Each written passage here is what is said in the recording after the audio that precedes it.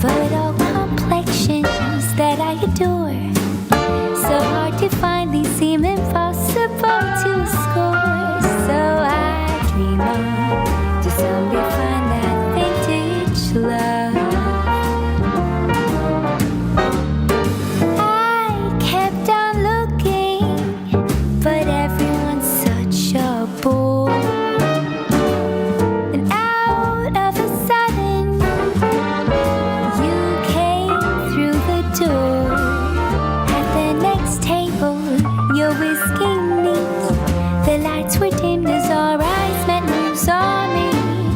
And forevermore, I like to share that vintage dream.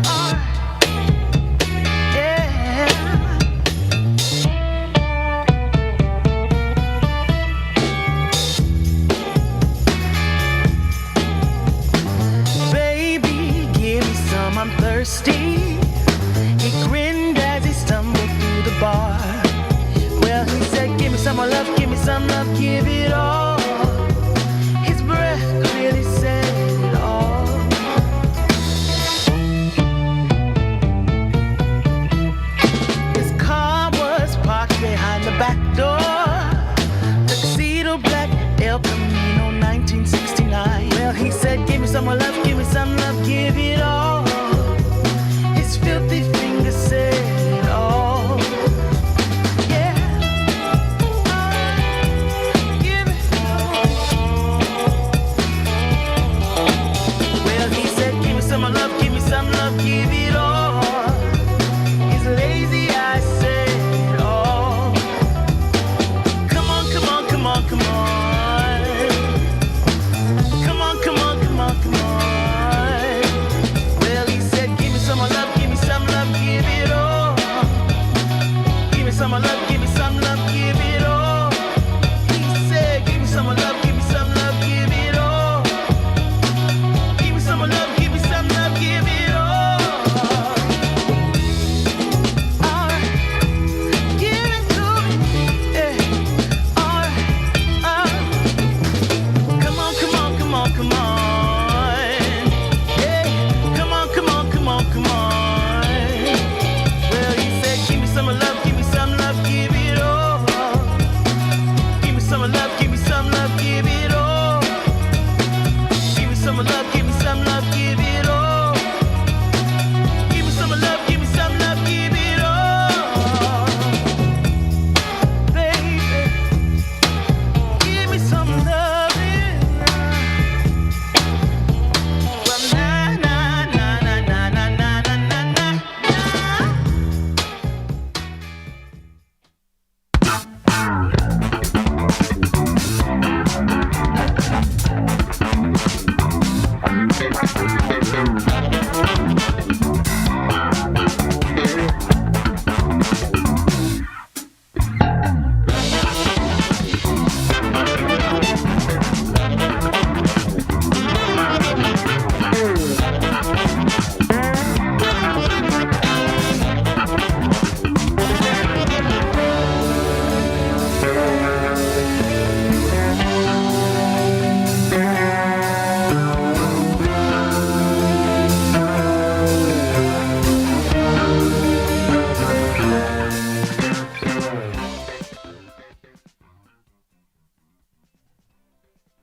Hello everybody, and thank you for sharing your time with me.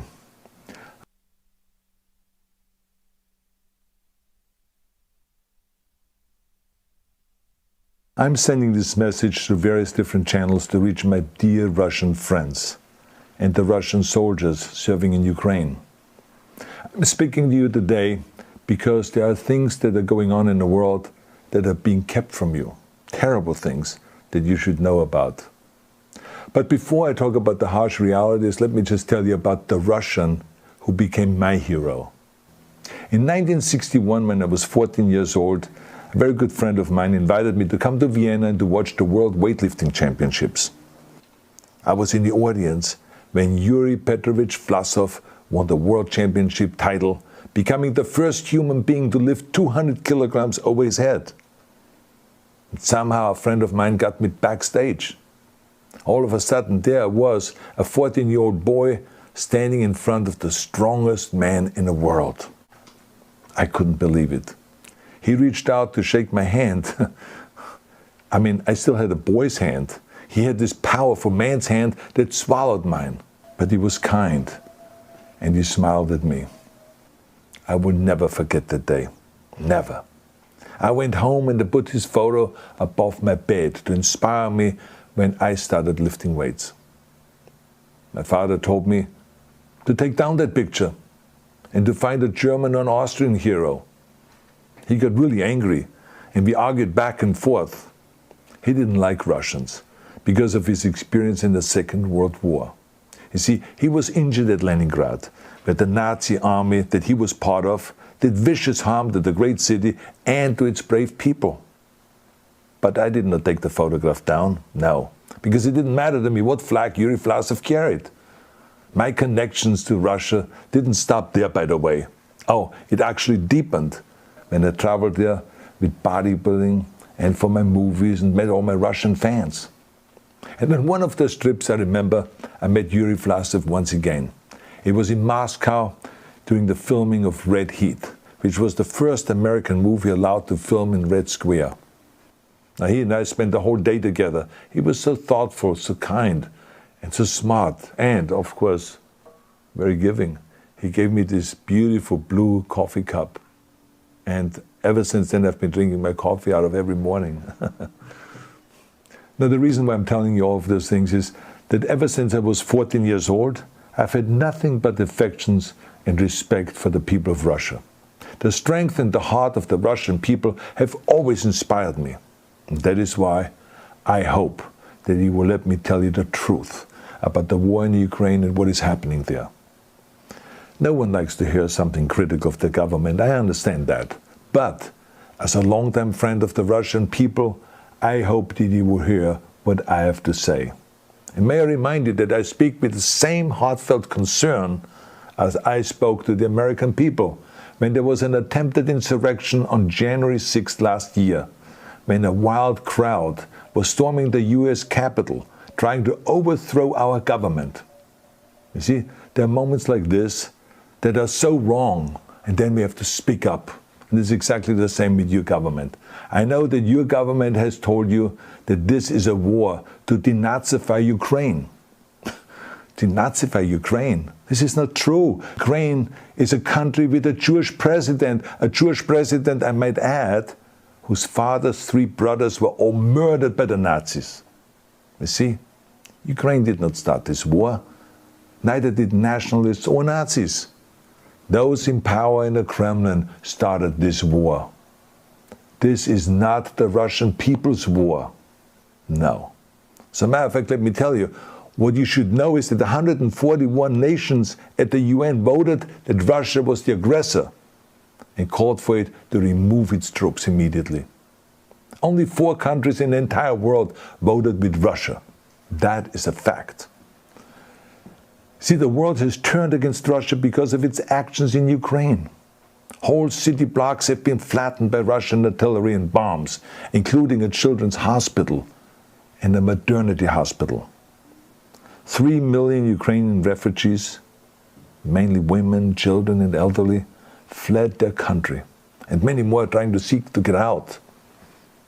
It is a humanitarian crisis. Because of its brutality, Russia is now isolated from the society of nations. You're also not being told the truth about the consequences of this war on Russia itself. I regret to tell you that thousands of Russian soldiers that have been killed. They have been caught between Ukrainians fighting for their homeland and the Russian leadership fighting for conquest. Massive amounts of Russian equipment have been destroyed or abandoned. The destruction that Russian bombs are raining down upon innocent civilians has so outraged the world that the strongest global economic sanctions ever taken have been imposed on your country. Those who don't deserve it on both sides of the war will suffer. The Russian government has lied not only to the citizens, but to its soldiers. Some of the soldiers were told they were going to fight Nazis. Some were told that the Ukrainian people would greet them like heroes, and some were told that they were simply going on exercise. They didn't even know that they were going into war.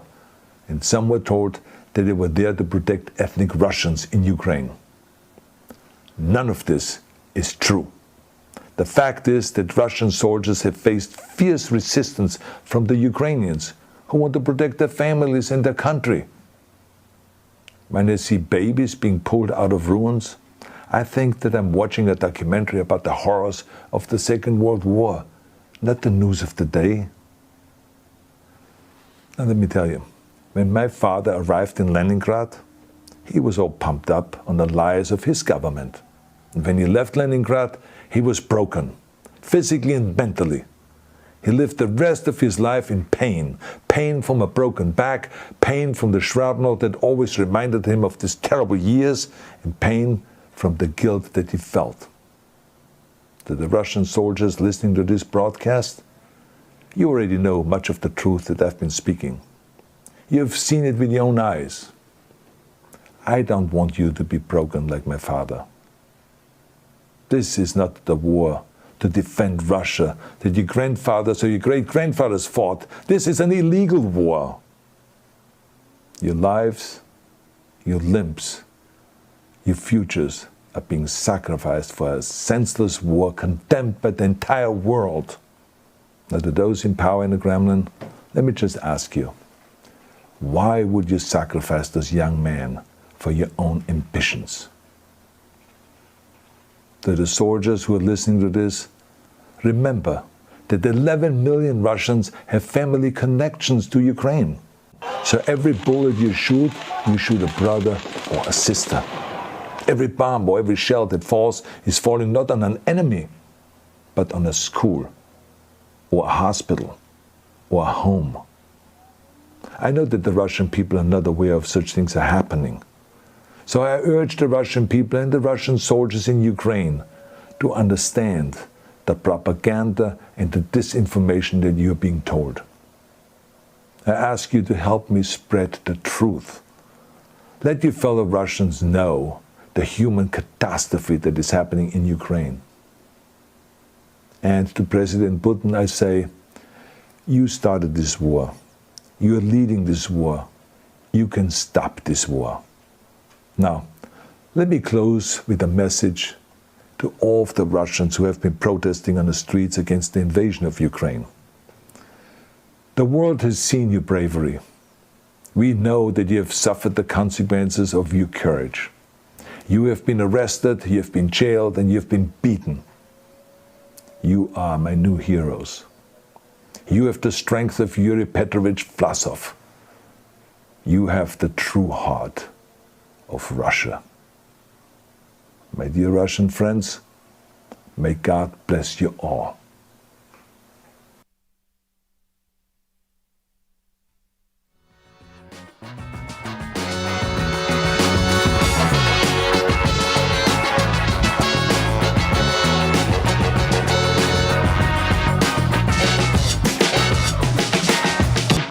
The Benjamin Dixon Show is only possible with listener support.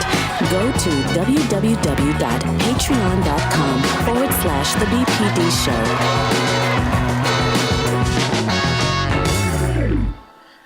Today is Friday. It is March 18th, 2022. Thank you so much for joining us at the Benjamin Dixon Morning Show. We just got through listening to about 9 minutes of Arnold Schwarzenegger, who I am not a fan of, former governor, Republican governor of the state of California, who I am not a fan of. But I have to say this, that clip was worth the airtime. It was worth every minute, because he absolutely laid out the truth about what's happening in Ukraine. For those of you who may not have heard it, or you're just tuning in, at the top of the show, we play the full clip as provided by Attention, ATTN, the network that shared the video from Arnold Schwarzenegger, where he laid out his history, his ties with Russia, as well as condemning Vladimir Putin's war. We're going to discuss this today, along with everything else. There's so much happening. We're going to be joined by Pastor Anthony Galloway. He's going to be joining us very soon. We're going to be discussing several other issues. DJ Exclusive will be in a few. Rebecca Azor is with us today. Dr. Carl Mack and Georgia Fort are both out, but we will continue. And I believe we have Pastor Galloway of St. Mark AME. Thank you so much for joining us this morning, brother. It has been a while since we've seen each other. How goes the day? It's going all right. I'm actually joining you from Biloxi, Mississippi today. I'm here to officiate my grandfather's funeral this week, and a celebration and homegoing. but I'm good to be here, and I'm in good spirits. Wow, brother. So much in that one sentence. Our condolences for your loss. We send our condolences to your entire family in this time, and you officiating. I know it's going to be a homegoing celebration, brother. So we're going to be standing with you in spirit. Biloxi, Mississippi, beautiful town. I'm from Mississippi, and I glad to have you with us this morning, despite everything that you're going through. So thank you again for joining us. I want to be here. I want to pick right up with what's happening in Ukraine, and less about the technicalities, about the international affairs, the violations. We can get into all that, but I really want to talk about Vladimir Putin. My question and my thinking is, he didn't really think this through as much as he probably should have.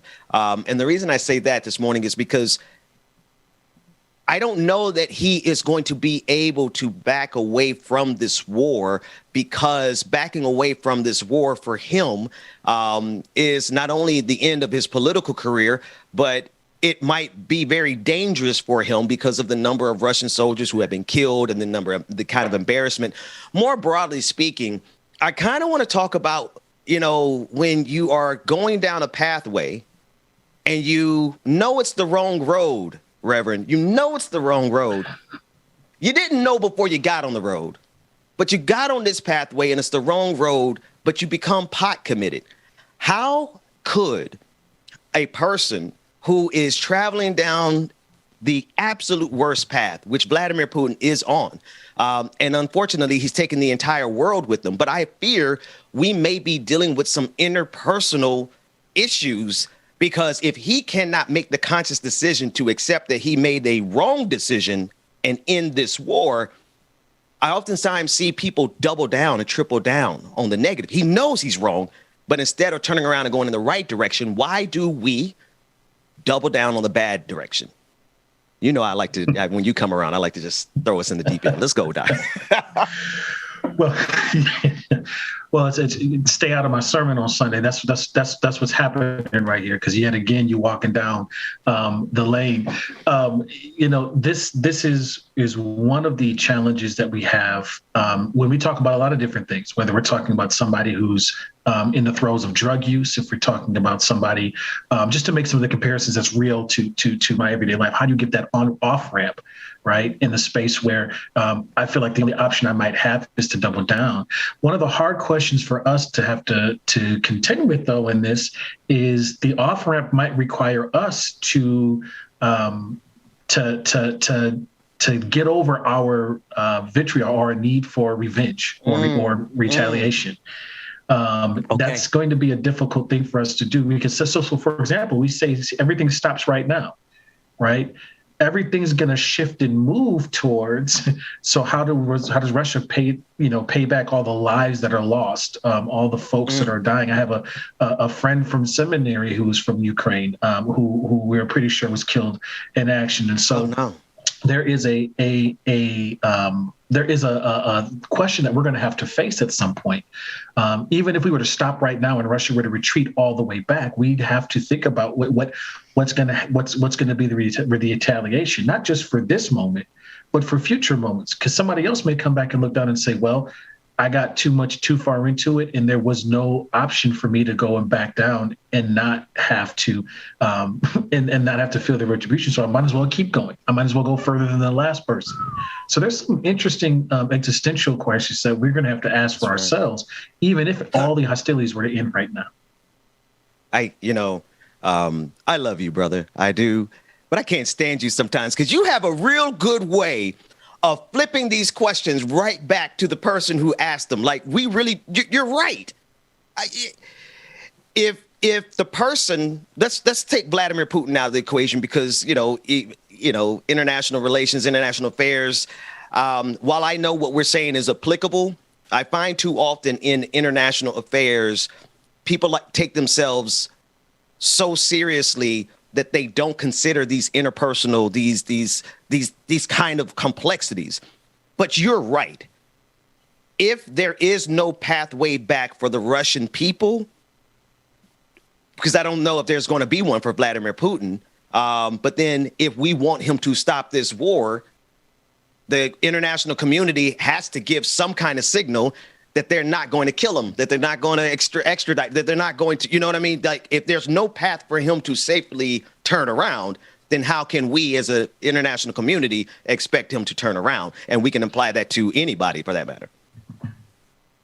Well, and it's funny that you bring up the Russian people. I think this is going to be an important piece because there has to be, because I like to think about the future. I have to walk with the hope that get through this. So if that is true, then we also need to have a signal to the Russian people that should we get here, or not just the Russian people, but any nation who decides that they're just going to go and violate the sovereignty of another nation, that the people understand and can see that there is an off-ramp that they can press themselves, right? That this can be the action of an individual, and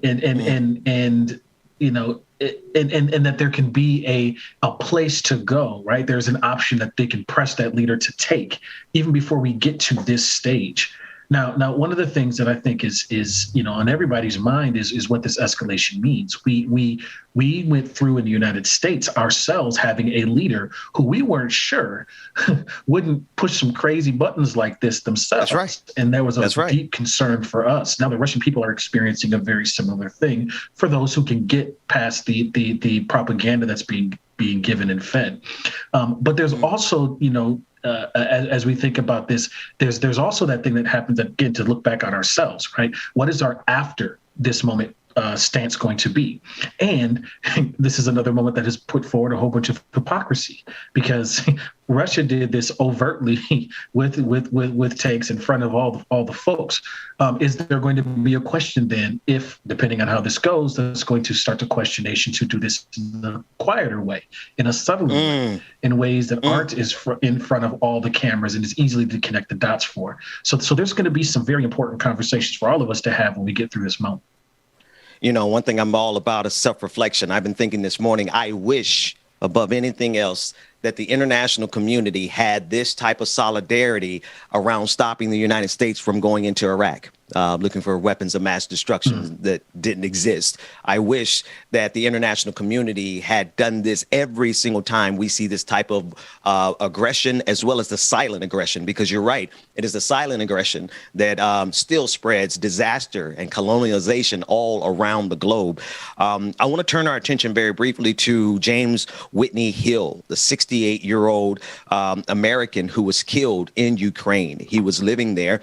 And according to the Washington Post, he was killed Thursday while trying to obtain food for himself, his partner, and other very ill patients at a regional hospital in the northern Ukrainian city of Cherniv.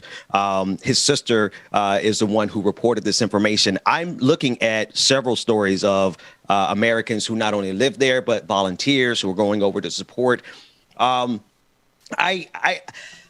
It's the heartstrings that really, I mean, these types of stories are being repeated over and over and over again. Right. He was killed trying to help others. You have, situations where people are being killed and they can't escape. This is what happens when you have war. I don't know how an entire people absorb this type of trauma. And I'm talking about all of us, no particular nation, no particular nationality. But we are at a stage in human development where we are just absorbing massive amounts of the worst kinds of trauma, where the stories aren't just soldiers who are getting killed, which hurts me. I hate to hear that over 7,000 Russian soldiers have been killed. I hate to hear that. But now we're hearing elderly people being killed, some children. We're hearing some cases that make it even more difficult for us to walk back our anger towards the abuse that's being done towards us. How do you forgive an abuser? Well, first and foremost, this goes right back into that wheelhouse. The forgiveness is not about the other person. The forgiveness is about you, right? So I just want to make sure to get that through to folks out there. So the forgiveness part isn't the issue. I think the question that might be underpinning that is, how do you hold accountable, or how do you seek justice? Because justice doesn't, and forgiveness are different tracks, or different things that all are necessary and need to happen. So I think it's important for us to lean into that which is close to home as we seek to try to figure out how to deal with the empathy and then the injustice that is happening, right? And then going back to my earlier one, right, we have to have some hard conversations about how to hold Russia, or how to hold, Vladimir Putin accountable, because I mean, this is a leadership level led thing that we've even seen folks in Russia who have been protesting, who've been able to see through the propaganda and stuff like that. But the as we think about how do we hold accountable, right? It's going to require us to not just focus on Russia, but also to start thinking about how we empathize with all of those folks who are experiencing cases and levels of trauma. Look, I've seen what's happened on COVID wards in hospitals, right? That's a level of trauma and empathy that we have to connect to. We've seen what's happened on the ground with folks in front of the camera here in Ukraine. I get that, but I need to be able to look with the similar lens to the people who have been experiencing these daily traumas in places around the world where we ourselves have been a part of the destabilizing factor that have led to the deaths. So I think, it's important for us. Yes, we're there in solidarity with the brothers and sisters of Ukraine who are doing a valiant effort. Like, I'm not going to just let you take over my sovereign nation. We should be akin to that. We should be acutely aware of that, because we were the Russians in the case of Native Americans here in the United States. And so Native Americans can tell us all day about what it's like to have somebody be treading in your sovereign nation and land and have to figure out how to deal with, negotiate it. So I think we have examples around us to be able to practice and help unpack. But give yourself some credit. The forgiveness part, that's about you, right? The accountability and justice side, that's about the other.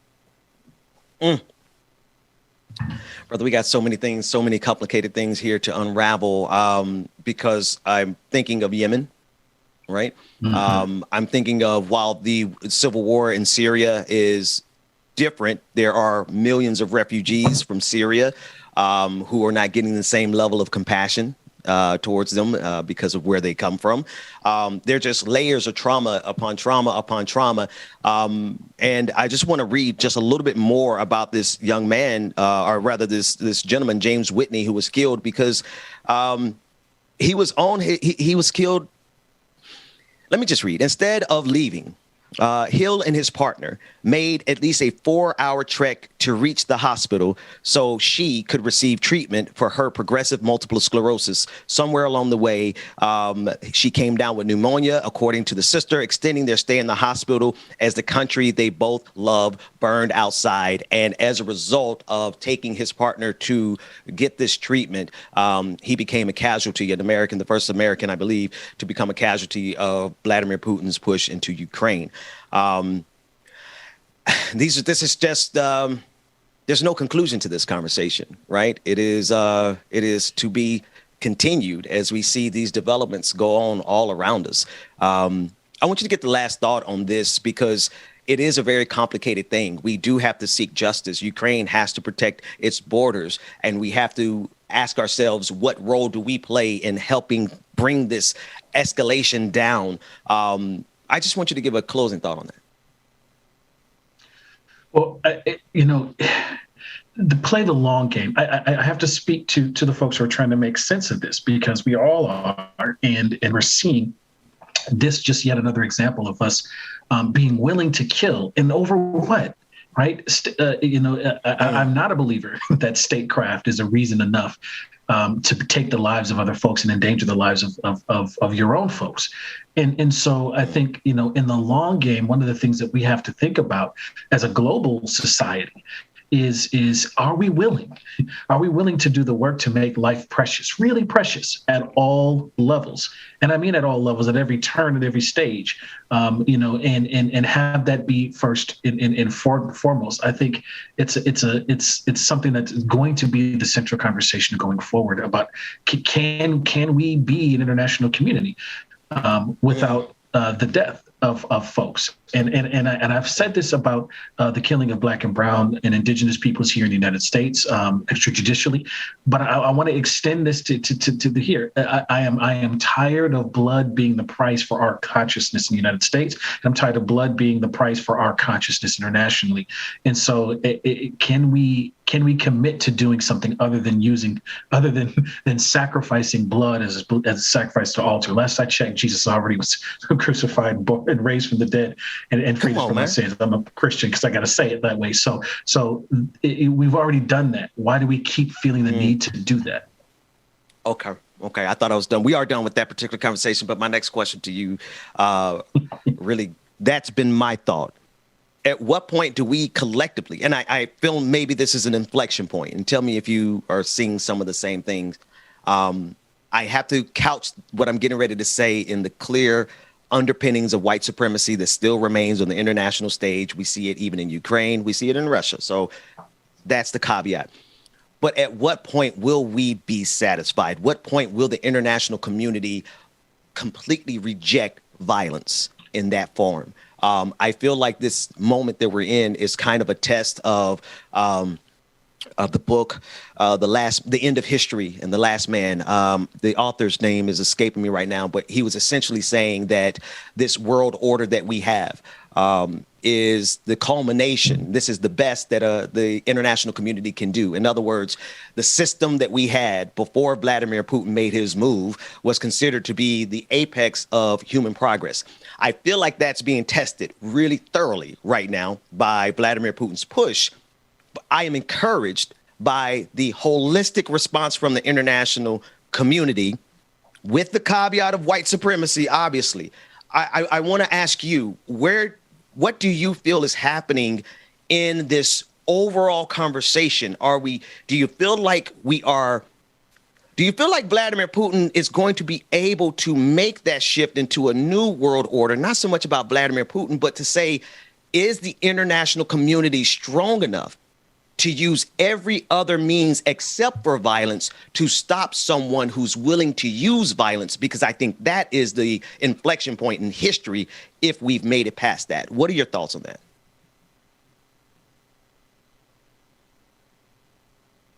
I've been at a dinner table as an international community and not. I think we are. Are we hard conversations for a long time and talk about the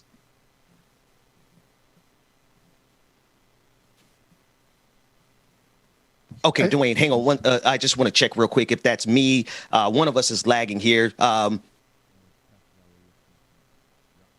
Okay. That's that Biloxi. That's love to Biloxi. We love you, Biloxi, but that's the Biloxi internet right now. Please continue, Pastor Galloway. Love you, Biloxi. Just to say that I think this is going to force us into a conversation we should have been having a long time. And it's the same thing, I think, that extends to even our own presidential election here in the United States. We are forcing ourselves to have some of the conversations we haven't been willing to have. And this is doing that for us. No, absolutely. And I think it is not only a dangerous time in world history, but I think it is a significant time because we are answering those questions, right? We really are answering the question of whether or not we are going to be able to have international order without violence. And we are so far from that.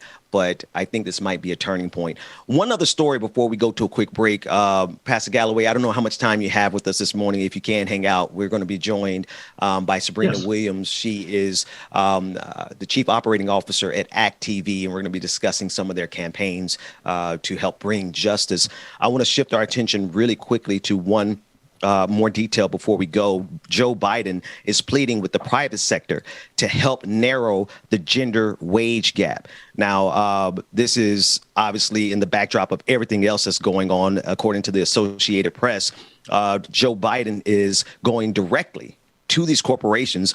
He marked Equal Pay Day on Tuesday by spotlighting new steps aimed at closing the gender pay gap for federal workers and contractors. He urged private companies to do likewise. Biden signaled or signed the Equal Pay Day executive order that encourages but does not directly order the government to consider banning federal contractors from seeking information about job applicants' prior salary history. The Labor Department is also issued a directive aimed at strengthening federal contractors' obligations to audit payrolls to help guard against pay disparities based on gender, race, or ethnicity.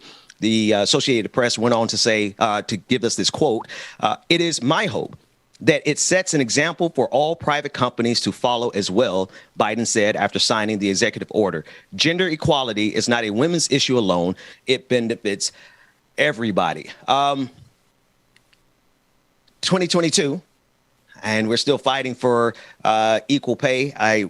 When we discuss this in Like It or Not, I'm sure Rebecca is going to remind us of when she and I worked together for another media company. And it wasn't until she and I developed a rapport and were able to sit down and compare notes and trusted each other enough, because we had just met, but we trusted each other enough to talk about pay. And then we saw the disparity in the pay right there with a team of 5 people. The disparity was right there based on gender. What are your thoughts about President Biden's move? Because it's not a direct order, right? It seems as though he had the capacity to make this order, but he went just short of that. What are your thoughts? Well, this is yet another area where when we put the disparities in the context, we see something very important. This gap exists at all income levels. This gap exists in all sectors, according to the Department of Labor's own site. We in my own denominational space in the African Methodist Episcopal Church, I love the fact that we have women in leadership, women bishops, women pastors, all of that, and yet we still see some similar things that follow those pieces. And so I think this has to be a force for order. We were talking about this in the 2000s, and we were talking about 70 cents in the dollar. We may have grown to 82 for, primarily amongst white women, but that gap continues to be wider for women of color. And so we've got to attack this with a little bit more force than, not a little bit, a lot more force than we are willing to do here. Understand that take this data next to the data about who are the backbone of many, many families, especially for families who are in need. Whenever you have, that's right, structured experiences, that are and for low-income families and things like that, you have an exasperation of an increase in women and households. So if this is true at the same time as that is true, you have a really huge issue on your hands. So I think this needs to be something that is a forceful thing. But I'm glad attention's going to it. But right, you got to think about the average white woman in this case is going to lose out on $400,000. For women of color, it's almost $1 million over the course of their lifetime. So this is a huge issue that needs to be front and center. And I think talking about what pay is, we're supposed to have these pay equity studies, regularly in our corporations, and yet we still continue to have these gaps. I think we need to address them, and I think we need to be willing to do what, frankly, some of the actors would do. Look at Benedict Cumberbatch, who's like, I'm not working on your film unless my counterparts are making the same wage. I think we need to be standing for some similar things. The problem is, just like with white supremacy, is when we get into this conversation, somebody's got to be forced to compete on a more equal playing field. And are we as men willing to do that? That's an essential question that's part of this whole thing. Are we willing to compete on an equal playing field? That is the essential question. We're going to go to a break. When we come back, we'll be on the clock with Sabrina Williams, who's Chief Operating Officer from ACT-TV. We're going to be discussing their membership drive, our membership drive. We're pitching in. We're partnering with them on that. And we're also going to be talking about all of the specific campaigns ACT-TV is behind trying to bring justice. We're going to have a whole lot more on the Benjamin Dixon Morning Show right after this break.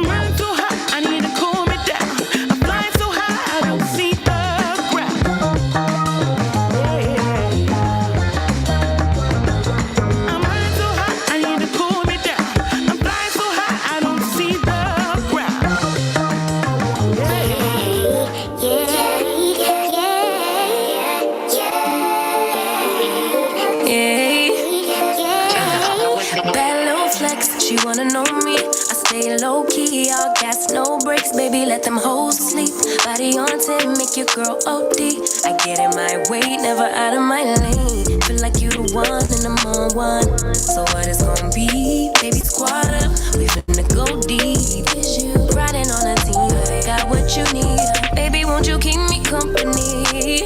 Give me something to do when I get lonely. I got something for you when we get home. If you let me put it down, when I hit the town, you should slide on me. Good morning, people. Y'all know who it is. Y'all know the voice. Y'all know the sound. James Brother Williams is in the building. DJ Exclusive. That's right on time, Dwayne. Right when my dang gon' slide. That was perfect, dude. That's my dog back there, boy. I swear it is. Good morning, everybody. Good morning. Welcome again to the Benjamin Dixon Morning Show, y'all. We are on the clock currently. Y'all make sure y'all stay tuned. We got more coming next. Good morning, everybody. Happy Friday. Can't nobody do it like I can. Daily, baddest in the land. Body turn your nigga to a fan. I made it where I'm at on my own. Had a couple blocks in the road, but I get to the bag on the loan. I be counting stacks while they grow. Yeah, you know me, baby. Won't you keep me company? Give me some. Good morning, everybody. Good morning, Laura. Good morning, Ron, Mary C, Amber Layla, Environmental Coffee House, Shoot the Dragon. Good morning, Miss Nuru, Miss Dragon Daddy. What's going on? Bryce Blackwell. Deb, what's going on? Roller Dragon, Jan, Roller Dragon. I'm glad to see that blue by your name, man. I appreciate that. Alicia, good morning to you. Shout out brother Tiger in the chat room too. Iris Jones, good morning. Boondock Dragon. Good morning, everybody.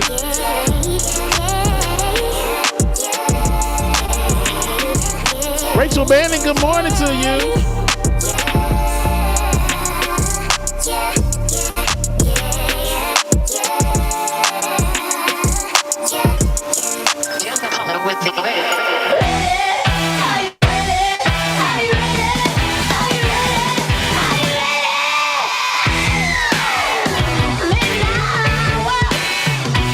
Good morning.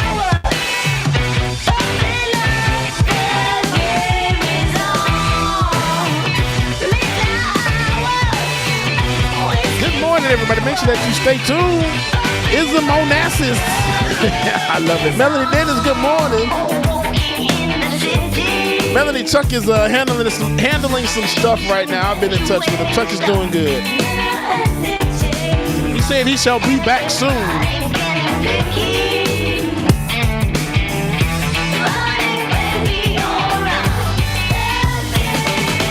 Ill Hustler, good morning. A.R. Walker, what's up,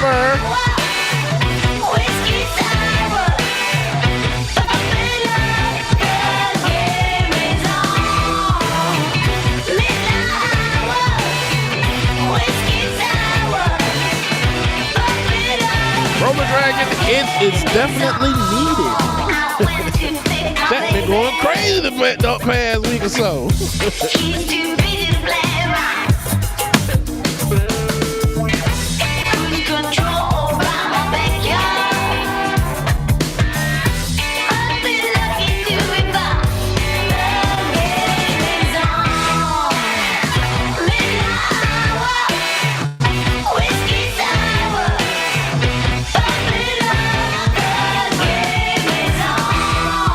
Matching with my background and the on the clock stuff. It's so cute. Look at it. Look at the Mario.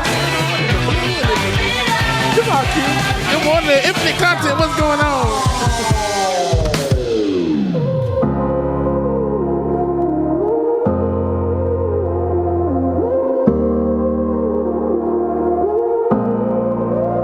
Don't got no heart, I got an icebox. Brand new rolling, swipe at the G-Shot. Moving slowly out of the street. No more double, go ahead and detox. Yeah. Came from the trenches, they ain't showing us no love. Diving in the city, all we wanted was a hug, yeah. We on the block like every night to catch a buzz. Jason Martin, good morning. Baron E, this song is Hood Babies by Rick Summer. The last song was Midnight Hour by D. Now, y'all, I'm going to tell y'all something. I don't know if these song tracks is right because when I downloaded it says one thing, but now when I put it in this program, it says another thing. So, hey, y'all can look it up like that and see what it says, okay? Creative Impact Productions, good morning to you. I'm just glad we made it through. Baby, from the struggle. Long time had a hustle. I'm glad we made it through. I'm just glad we made it through. All right, y'all know what time it is. And like I said earlier, we are now on the clock. So welcome back to the screen. My brother from another mother, Benjamin Dixon. I was about to call him something else. Picking up when you calling. And on purpose, I hate the fact when you talking.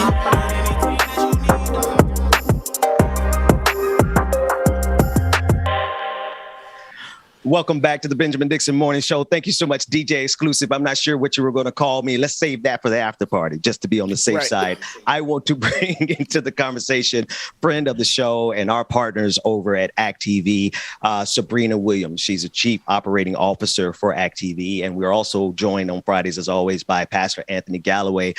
Good morning again to both of you. Sabrina, thank you so much for joining us. Good morning. Good morning. Good morning to you, Ben. Good morning to you, Pastor Galloway. Awesome. I want to jump right in to our partnership with ACT TV because we've had an opportunity to share with you all for some time now. We've been partnering for about 6 months, give or take. I lose track of time. But one of the things that I love the most about partnering with you all is the fact that you actually take action. You are out there. You are not only providing streams for candidates and leaders and activists, but you're also on the ground getting your hands dirty, so to speak. Tell us a little bit more about the actions that are being taken place by ACT TV. Yeah, talk about getting your hands dirty. So I'm here today to talk about the ACT TV membership program. And before I get into too many details about the membership program, it looks like you all are playing footage of this amazing counter protest that we covered earlier in the week. As many of you all know, our amazing Washington correspondent, Jocelyn McCurdy-Keats, was downtown in Washington, D.C. at Pharma headquarters. For those of you who don't know who Pharma is, they are the pharmaceutical industry and lobbying arm. And what they are trying to do is push through an Alzheimer's drug or medication that lacks research showing its effectiveness or even its safety. And these real protesters, the counter protesters who are trying to protect Americans, trying to protect our taxpayer dollars, all they want is more research. They want safe drugs on the market. They want effective drugs on the market. And the drug that is being pushed by pharma and the pharmaceutical industries it doesn't show that. And the thing is that, right, one of the biggest ways that pharmaceutical companies make money, sure, when private individuals go and insurance, to the doctor, get these drugs and, your insurance company pays them. But Medicare is the big cash cow. And who funds Medicare? U.S. citizens. So these counter protesters are trying to protect our tax dollars. So the point is, ACT-TV is covering protest and actions that mainstream media is not covering, right? So we are where the progressive left is. We are where the action and the activists are. And that's one of the many reasons why I'm here today asking you all to sign up to join ACT-TV, be an ACT-TV member. Go to acttv.join and sign up to be a member. And you'll know all of the amazing actions that we're doing. You will be supporting us. You'll be supporting activists. You'll be supporting, safe and effective drugs on the market, as well as many, many, many other types of protests and actions that we're supporting. So that was just one of the many actions that we did this week. Yeah. Should I get on to the next? Oh, absolutely. Actually, we will, but before we go there, I want to ask Sabrina, I had a really great question for you. Go ahead. My old age is showing here. I really do love this connectivity, though. What I appreciate so much about this, and there's a second part to this, what I appreciate about this is that you all have afforded the Benjamin Dixon Morning Show the opportunity to bring these actions live. One of the things that Georgia Ford and I always love to do, Georgia is always on the scene. She's out in the field and she's getting coverage. And from time to time, when I can, I'm out in the field getting coverage. But we loved connecting with ACT-TV because you have built the infrastructure to literally do that on demand as action is needed. Talk to us about what you guys bring in terms of not just technology, but the coverage and the interconnectivity, and why that is, to my audience, I think that's one of the number one reasons they should go and join. And then we'll talk about joining next, but talk about the fact that you guys give the progressive movement the infrastructure that's needed to fight back. Oh, let's talk about infrastructure. Ben, amazing question. See, that's why you do what you do. And I'm behind the scenes just, crunching numbers. But one of the things that we do is we do a lot of stuff, right? We have a ton of social media pages. So you can't just make an amazing live stream, produce an amazing live stream, produce an amazing video. You've also got to distribute it. You need eyes, you need people to watch, to understand, and to take action. And that's really where our expertise comes in. So we have a host of partners, social media partners, a host of nonprofit and movement partners who we partner with to, help promote these actions. So we have our social media pages. We produce live streams. We send our camera folks into the field. We produce amazing virtual live streams similar to this every day. And talk about our internal lineup of shows. I mean, we have the Ben Dixon. We partner with the Ben Dixon Morning Show. We partner with Black Power Magic Hour. We have Act Now with Juliana Furlano. We have Solidarity Live. We have Care Talk with Laura Packard. So we have our own internal shows that are dedicated to, again, important messages. And many times, just like on this show, right, there's a recap of the important events that ACT-TV and its partners have done during the week. So that's the type of infrastructure that we bring.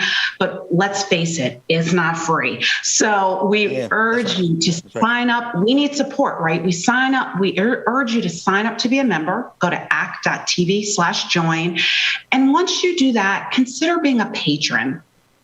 A patron, obviously, is someone who donates. That can be a one-time donation. That can be a recurring donation of $5, $20, $50, $100, whatever you can give. And every single dollar of that donation goes to support ACT-TV, sending camera folks to the field, producing these virtual live streams, all with the point of implementing progressive actions, progressive values, getting laws passed that benefit all American citizens, supporting activists, making sure that people are aware and educated of really important issues, whether it's, pay equity, whether it's climate change, whether it's, indigenous people's rights or those rights that are being violated, whether it's racial justice, reproductive justice, on and on and on, upcoming elections that are super important. So ActTV is where all of these important, movements and rallies and protests are happening, but we do need your support. Pastor Galloway, I want you to get in there, but one question distinction, because I think the audience should know this. When you say become a member, go to act.tv/join. This is simply, the first step is giving them your email address so that you can be aware of what's going on, right? So the first thing we want you to do is go and join the mailing list, and that's how you become a member, and that's how you'll get all the notifications of the actions, the streams, et cetera, and then you have the opportunity to make the decision if you want to become a contributing, paying patron. Is that correct, Sabrina? That is correct. Awesome. Pastor Galloway.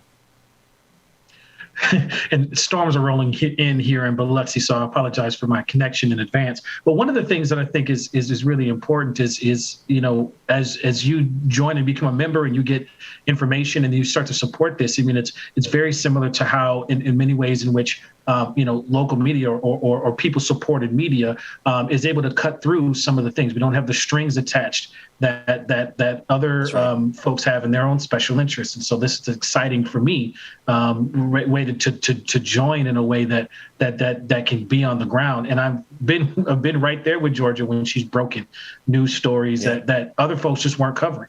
So I really appreciate that. I guess one of my wonderings is when you join, what are some of the things that you're able to do as a result of expanding the number of people who are being able to put their money and have representation of the kind of nuance that we actually need? Absolutely. Every dollar that's donated to ActTV goes to support, our internal programming, shows like the Ben Dixon Morning Show, Act Now, Juliana Furlano, Care Talk with Laura Packard, Black Power Magic Hour, and several other internal shows. Our shows are on a number of OTT channels like Roku and, Apple and Apple TV. I don't know the OTT channels. I'm sorry about that. You can go to our website, though, and find out. You can go to our website, though, and find out. I've got you to join. It's a lot of them. It's a lot of them. But again, we send camera folks into the field. Jocelyn and one of our camera folks, Will, they're probably in D.C. at the White House in front of, Congress, the Supreme Court, at least once a week on average. I think they were downtown at the Capitol on your show on, I believe, yesterday or Wednesday. And we send them into the field. We have a team of producers that work from their home studios that are producing these virtual live streams, or even obviously live streams out in the field. We have our social media channels. We produce, if you follow our social media channels, I got to give a shout out to our social media folks, Kelly, Sandy, Nia, Jocelyn. They are some of the wittiest, funniest people in the world. They take sometimes the most, often tragic and negative and just oppressive news, and they make it funny. They make it light. They tell you what actions you need to take. They tell you why it's important through memes and tweet shots and short videos. And so we keep our social media pages rolling. We create videos. Again, we partner with these movement organizations to amplify their message, to ensure that we're getting eyes on their videos and their live streams, and that the message gets out. But most importantly, that people are taking action.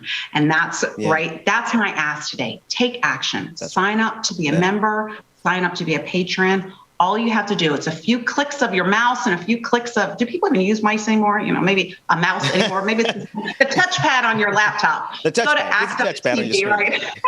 Or on your phone. Go to act.tv/join and sign up to be a member. And if you have a few extra dollars, sign up to be a patron and donate. It's that simple. Absolutely. So that's act.tv/join.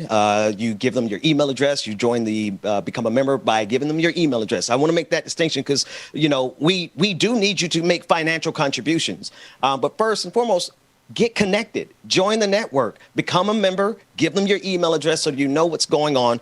Sabrina, with the time we have left, I want to go to the live stream actions that taken place just this past week.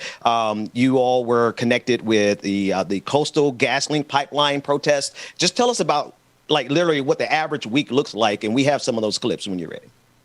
Yeah, can I just tell you, we were so honored to work with Mark Ruffalo, the indigenous protesters and indigenous leaders who were guests on the show, and others who are basically making a statement saying that RBC, which is a bank to the stars, a bank that is prolific in Hollywood, that many stars and producers and folks put their money in. They are financing the Coastal GasLink pipeline, which is violating the sovereign rights of Indigenous folks in Canada. It is violating their rights. There have been illegal arrests and detainments. It could potentially, pollute their water. And Mark Ruffalo and these Indigenous leaders and many of us, including ActTV and the activists that support us, are saying, RBC, stop funding them, stop financing them. This has got to stop. It will devastate these Indigenous people's land, their water, and their rights. And we see nothing good come from additional pipelines in the world, particularly, in the Americas. This has to stop. And I think Mark Ruffalo and the amazing guest we had on made an amazing appeal to RBC. If you watch the live stream, I urge you to go to act.tv go to ActTV on Facebook or Twitter or any one of our other social media sites. Rewatch the live stream. Mark Ruffalo will tell you where you can go to sign petitions, where you can go to call, write, email the president of RBC to really urge them to stop funding this pipeline. And let me tell you, a lot of times people say, I signed a petition. I called, I wrote, nothing happened. These people didn't listen to me. Yes, these leaders do. Yeah, if they get one email, sure, they're not going to listen. But you know what? If everyone takes action, if 5,000, 10,000, 100,000, a million people flood this guy's inbox, flood the RBC phone lines, write letters, they will change. They will know that public opinion, public sentiment, and public action is against them. Watch the live stream and figure out exactly what you can do. And the live stream's amazing. Listen to the voice of these Indigenous people. This pipeline could be in your backyard, right? They're doing it to Indigenous people because they've historically been oppressed. They're a vulnerable group. This could be any of us, right? So let's stop this where it starts. Let's start with the folks that finance it. So that was our RBC action. That was exciting. And again, we were honored to be a part of that. And then that's also this week, you guys partnered with Vote Latino. The president, Maria Teresa Kumar, spoke with Senate Majority Leader Chuck Schumer. Tell us more about that. Oh my God, Ben, you're just bringing up all the amazing stuff that we do. We, again, were once again honored to work with Voto Latino and their president, Maria Teresa Kumar, and Senate Majority Leader Chuck Schumer to, let's face it, something that impacts all of us. I don't care what your lineage or ethnicity is. Let's cancel student debt, all right? Student debt impacts your ability to be able to build generational wealth, often to be able to afford a house, get loans. And at the end of the day, we're really talking about economic justice here, right? So Voto Latino and Senate Majority Leader Chuck Schumer, we're discussing the importance of canceling student debt, its impact specifically on the Latino community. Ultimately, we need to be urging President Biden and his administration to take action to cancel student debt, provide economic relief to Americans who need it most. That's Black and brown people, right? Because student debt, we tend to take on more student debt than anyone else. It impacts us, not just for those first 3-5 years when we get out of school. For a lifetime, it impacts our children. Like I said, it impacts us being able to build generational wealth. It often impacts the type of jobs we can take, the types of homes we can afford, the types of businesses we may or may not be able to start or get loans for. We need to cancel not just public debt, public loans, but also private loans, which tend to be even more predatory and worse for Brown and Latino people. So again, like Chuck Schumer says in the live stream that we produce, again, go to ActTV, rewatch the live stream on Twitter, on Facebook, any of our channels. He urges us to call, write, and email who? The White House. Write President Biden directly and tell him what you want. And what do we want? We want to cancel student debt for everyone. This will benefit everyone. Even if you don't have student debt, it benefits the American economy for everyone. Well, I've got plenty, so I'm going to send about 5 or 6 letters myself. I encourage every single one of our listeners to do the same. But the first place that you can start is by going to act.tv/join, where you could become a member for free. Give them your email address. Trust them because I trust them. I've been working with them. You know me. If I put somebody on my show, that means I really trust them. Send them your email address, and then they will convince you why you should become a paying patron. Sabrina Williams, Chief Operating Officer of ActTV. Thank you so much for joining us this morning, sister. Thank you. Thanks for having me on. The pleasure is certainly ours. Pastor Galloway, I want to thank you also, sir. Fridays are not the same without you. Definitely excited to have you back in the loop. Obviously, sending condolences your way. I had I'm about to make a confession here in real time, and I want you to get the last word before we go. I had the unfortunate privilege of preaching the eulogy for my father. And, you know, it is an honor, even if it's a difficult honor, because those are the people in your life who literally shaped you into who you are. And then to be able to stand in that moment to help make a celebration out of a painful moment. I still appreciate that unfortunate privilege. And so, man, Godspeed to you, and want to encourage you on this weekend as you lead your family through this time of bereavement. I appreciate that. You know, it's multiple generations, and it's also interesting to hear that you're from Mississippi, because I'm finding that I'm related to everybody in Mississippi. So we need to pull out the family roles and figure that out. Compare some notes here now.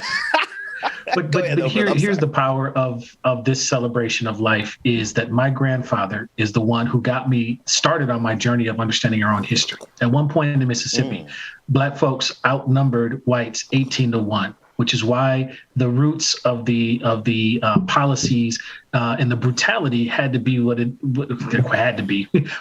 it was, because how do you keep a population that outnumbers you 18-1 under, so he got me down that road to understand that, as we talked about cities like Mound Bayou in Tylertown and all these other places. So this is kind of a full circle moment. Yeah, man. Shout out to Tylertown.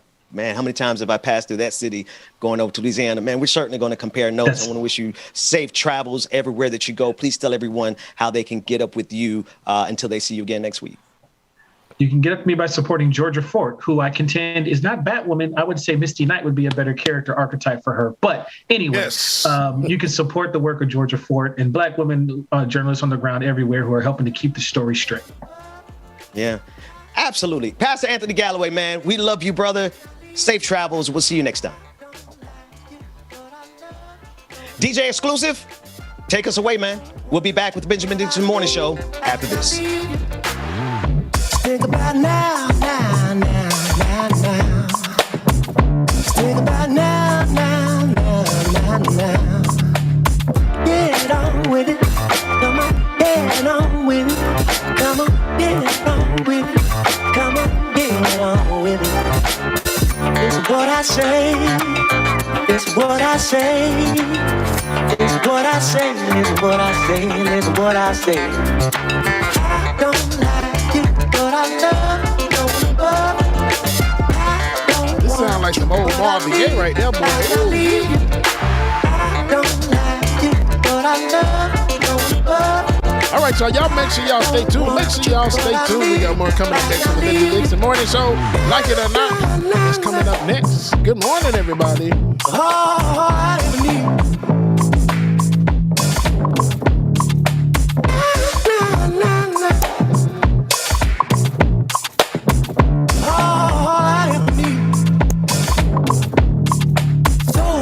you wanna go.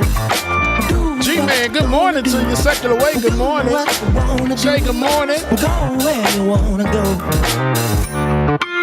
Barry, good morning to you as well, Barry. The chat will welcome you accordingly. 1ATL Country Boy, good morning. Tyra G, good morning to you. I don't want you, but I need, and I need you. I don't like you, but I love you. I don't want you, but I need, and I need you. I don't like you. Laura Trotter, this is Soul Train by United Skates. I don't want you, but I need, and I need you. Tiger, tell me about it. I need a damn vacation too. I need a vacation from the vacation that I take. DGMG Nico, good morning.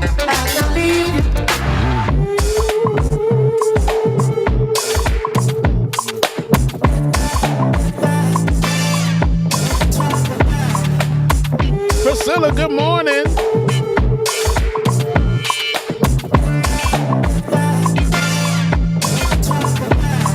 Priscilla, we might be able to make that happen. Lily, good morning to you, Lily.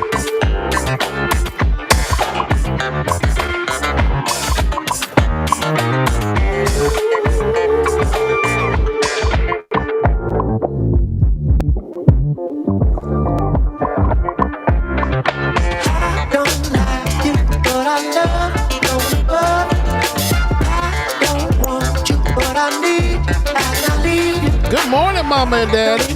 Love y'all, mean it.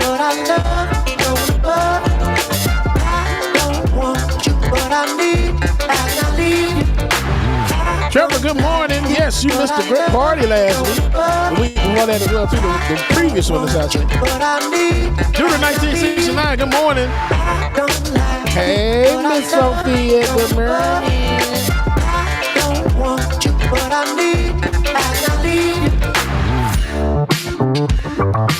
I got a question for y'all.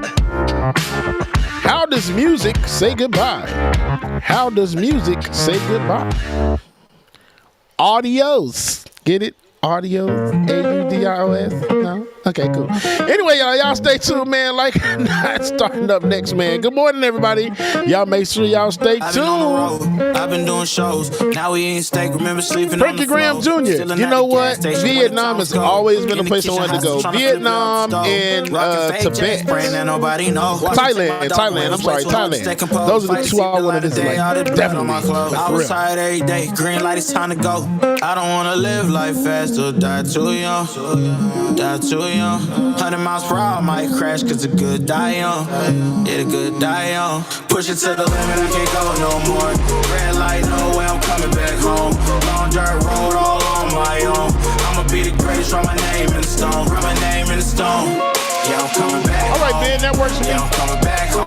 Write my name in the stone. Cause I'm coming back home. Cause I'm coming back home.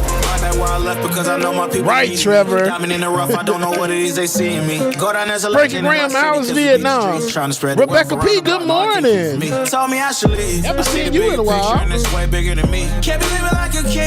You know who I feel like I haven't seen in like 2 weeks? Maybe it hadn't been that long. But Nat, hey, Nat, I know you somewhere out there. Good morning, Nat. Die too young. 100 miles per hour might crash cause good die young. But here I come. Push it to the limit, I can't go no more. Red light, no way, I'm coming back home. Long dirt road, all on my own. I'ma be the greatest, write my name in the stone. Write my name in the stone. Yeah, I'm coming back home. Yeah, I'm coming back home. Write my name in the stone. Cause I'm coming back Really, home. Shoot the Dragon? Shoot the Dragon says, joke. How do you get a pig to a hospital? In a ambulance. Y'all welcome back to the screen, my brother from another mother, Benjamin P. Dixon.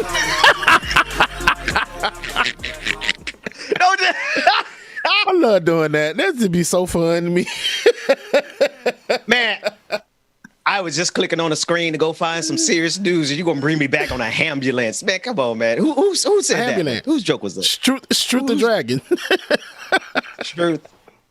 You are hereby banned from every patron party. And From every... you I'm cannot sorry, come Shoot, around. you have to find somewhere else to work out at now. Oh, that's truth. Yeah. Anyway, always on the always on the roller machine, getting it. Yeah, Like, I just working out. Working out. Got distracted there for a second from these pictures that have been on the screen most of the show today from Letter Hack. I want to give a shout out over there, man. He does some amazing work, and what you've been seeing during the breaks has been various comics that he's created of us, which is pretty dope, James. Like, we got our own comic book characters, man. Yeah, man. The one that he did of me, I've been trying to get it printed out for a poster, so I finally got the right size and everything. So next week, I will have my superhero on the wall behind me in a good space. Yes. Which one is that? Is that the one where he had like what's this character he made you out of recently? The newest one he did, right? The newest one. Yep. In the blue. The blue one piece. In the blue. Yeah. The blue onesie. The blue romper. There we go. The blue romper. The blue spandex. the man romper. Yeah. Only. Do you have the picture, Bubba? Do you have the picture, Dwayne? I don't have that picture, but don't put that poster up behind you in no romper. We don't need to see that. I'm gonna keep the whole romper, Dwayne. I'm gonna keep you off the screen the whole time until you take that poster down. But no, don't get me wrong. The picture is fire, right? No, the picture is fire. No, yeah, it's fire. But he's certainly in tights. He's certainly in spandex right there. You know, it's well, all superheroes are. He could have gave me my package down there though. Letter Hack. I'm like, damn, you could have made my bolt. Stop playing. I'm just playing. I'm just playing. I'm quite sure, James, that somebody from ActTV is still watching. This is give them about 20 more minutes before they change the channel. Good morning, ActTV. Don't forget, y'all, act.tv/join. Don't forget, act.tv/join. Well, you'll get the full package of everything that is going on in the progressive movement. And then you go talking about packages. See? You see how that tied together? I have a habit of running right into double entendres, man. Anyway, I'm ashamed of myself now. I thought he had froze, Dwayne. I'm like, wait, what's going on? Did he leave? And I just gotta realize all the things that I just said in the last 30 seconds, and now I'm going to go look at some news stories because otherwise, Rebecca go come in here and clean house with us in a second. Let me find what's going on. Yeah, if she. It's Friday. She know what time it is. Right. Oh man, I've been needing the weekend for the longest, and as much as I love you all, I'd be so excited when Mondays, and I realize, man, we ain't got to work on Monday. It'd be the best. What? Hands down, I think that was one of the best decisions that we ever decided on. Because when I tell you, it's just like I get up like, oh, it is Monday. I ain't got to do that. Bro. And I love this work. Don't get me wrong. I don't want anybody to mistake me. I love what we do here. It is fun. I didn't realize we've been doing it so long. We're going to be pushing 2 years doing this pretty soon. But man, Mondays, and this is why I firmly believe that the work week should just be 4 days. We should not be working 5 days a week, man. It's just not that God did not make people to work 7 days a week, you know. But anyway, I digress. His ghetto. His ghetto. What's that? How is working ghetto, Jay? Man, what? Adulting is ghetto. The hell you talking about? Woo. Now, there you go. Being a grown Mom and adult. Daddy, y'all didn't tell us about this. I mean, I saw it firsthand, but God damn it, y'all didn't tell me about all of this now. Bruh. Dang. In not so other news, did you see the beef between D.L. Hewley and Kanye West and Trevor Noah? My gosh, today. Dude, Trevor Noah got in there. Trevor Noah got Kanye suspended on Instagram for a whole day. Trevor Noah did that. So yeah. And then, of course, D.L. Hewley is all over Twitter just reading Kanye for filth because Kanye. So anyway, for people who don't have the background, let me just give you a little brief background. Kanye West, obviously, in this whole thing with his ex-wife, Kim Kardashian, and he is harassing her. I don't care what anybody say. This is high-level harassment. This is harassment at the highest levels because you know, he got more money than most people could ever imagine. And Kim Kardashian, she has a lot of money, but she can't even stop him. So it is harassment. D.L. Hewley, the comedian, for those of you who may not know him, look him up. You should know him. The Kings of Comedy alone. he called him out. And Kanye threatened D.L. Hughley. So you have one black man who says, hey, Kanye, you know, maybe he didn't say it so nicely. I get it. But D.L. Hughley was like, dude, chill. And Kanye, you know, tore into him like he tore into Pete Davidson. And it just got real ugly real fast. But yeah, man, Kanye beefing with everybody. Charlamagne the God. He's beefing with Charlamagne the God over this. Like, all right, Kanye. Called him a broke boy because he ain't got $1 billion yet. Wait. He called Charlamagne a broke boy? No, he called D.L. Hughley a broke boy because he ain't got $1 billion. Yeah, like, and then Kanye, you got to be a little more. Kanye out here trolling. Yeah, Kanye is trolling. Kanye is trolling hard. And when I say trolling hard, he's trolling everybody hard. And I think, and you know, what he's doing with Kim, it is a form of harassment. But if you really think about it, trolling is harassment, period. When you say somebody's trolling, that's what they doing. It's Twitter fingers is what it's called, because in person they ain't gonna bust a grape. But it's Twitter fingers, and it happens all the time. And when you have these high-list celebrities that get out here and do it, this is what they do because they ain't gonna do nothing else. Kanye just all talk. And then, because I did see the tweets D.L. Hughley did against Kanye. Now, D.L. Hughley was kind of wrong himself now, because he didn't attack the man mental health and everything. But I'm just you know, what they say, sometimes you got to wake up and choose violence. When they go low, you go to the flow. Lower. Lower. Get low. You go to hell. That's all you do. Because there's no limit to how low we could go if we let it. DL really did. There's one in particular that I really shouldn't say on the air, but I think I'm getting hurry. Oh, God. He said something. I'm going to paraphrase. No, yes, I got to do it. I started. I got to do it. Do it, man. Said, do it. Everybody, and it was a mental health slur. I just want to start off with DL Hughley is using some mental health slurs, but not everybody is that woke. But he's basically saying Kanye's out here. Everybody's out here calling Kanye a nut, but that's not stopping Pete Davidson from getting one. Anyway, I thought you were about to say something about, like, you know, along the lines of, like, you talking to all these people, but not listening to the ones in your head. I thought you was gonna say that one or something. Dang, man, you went all the way to the left. To be fair, and who said this in the Creative Impact? They said it's. Ain't no such thing as bad publicity sometimes. You know what I mean? So, because all people been doing is talking about Kanye for the last month, longer than that. And with the new album coming out and the new stem player that he got, all it is bringing more attention to that, and more people gonna go buy it and put more money in his pocket. So, you know, so damn right, Dwayne. And that's exactly what it is. All on purpose. You know, you never know what people. I think so. So. I think it's on purpose. And then on top of that as well, too, the reviews from the tracks that he has dropped so far, they're like, that's not good. Like, and this is coming from a lot of reputable sources saying that, yeah, it sounds like garbage. I'm just going to say it. And it's unfinished. A lot of it is unfinished. Yeah, so, but people said that about a couple of his previous albums, and they still sold well. So it's like, you know, they still turn out to be bangers. At the end of the day, if I was in Kanye's shoes, you could say whatever you want about my album, but millions of people still gonna go buy it, and that's putting money in my pocket. So, you know. And especially with that stem player, man, so many people that bought that stem player already. He's already banked enough from the pre-orders. Wait.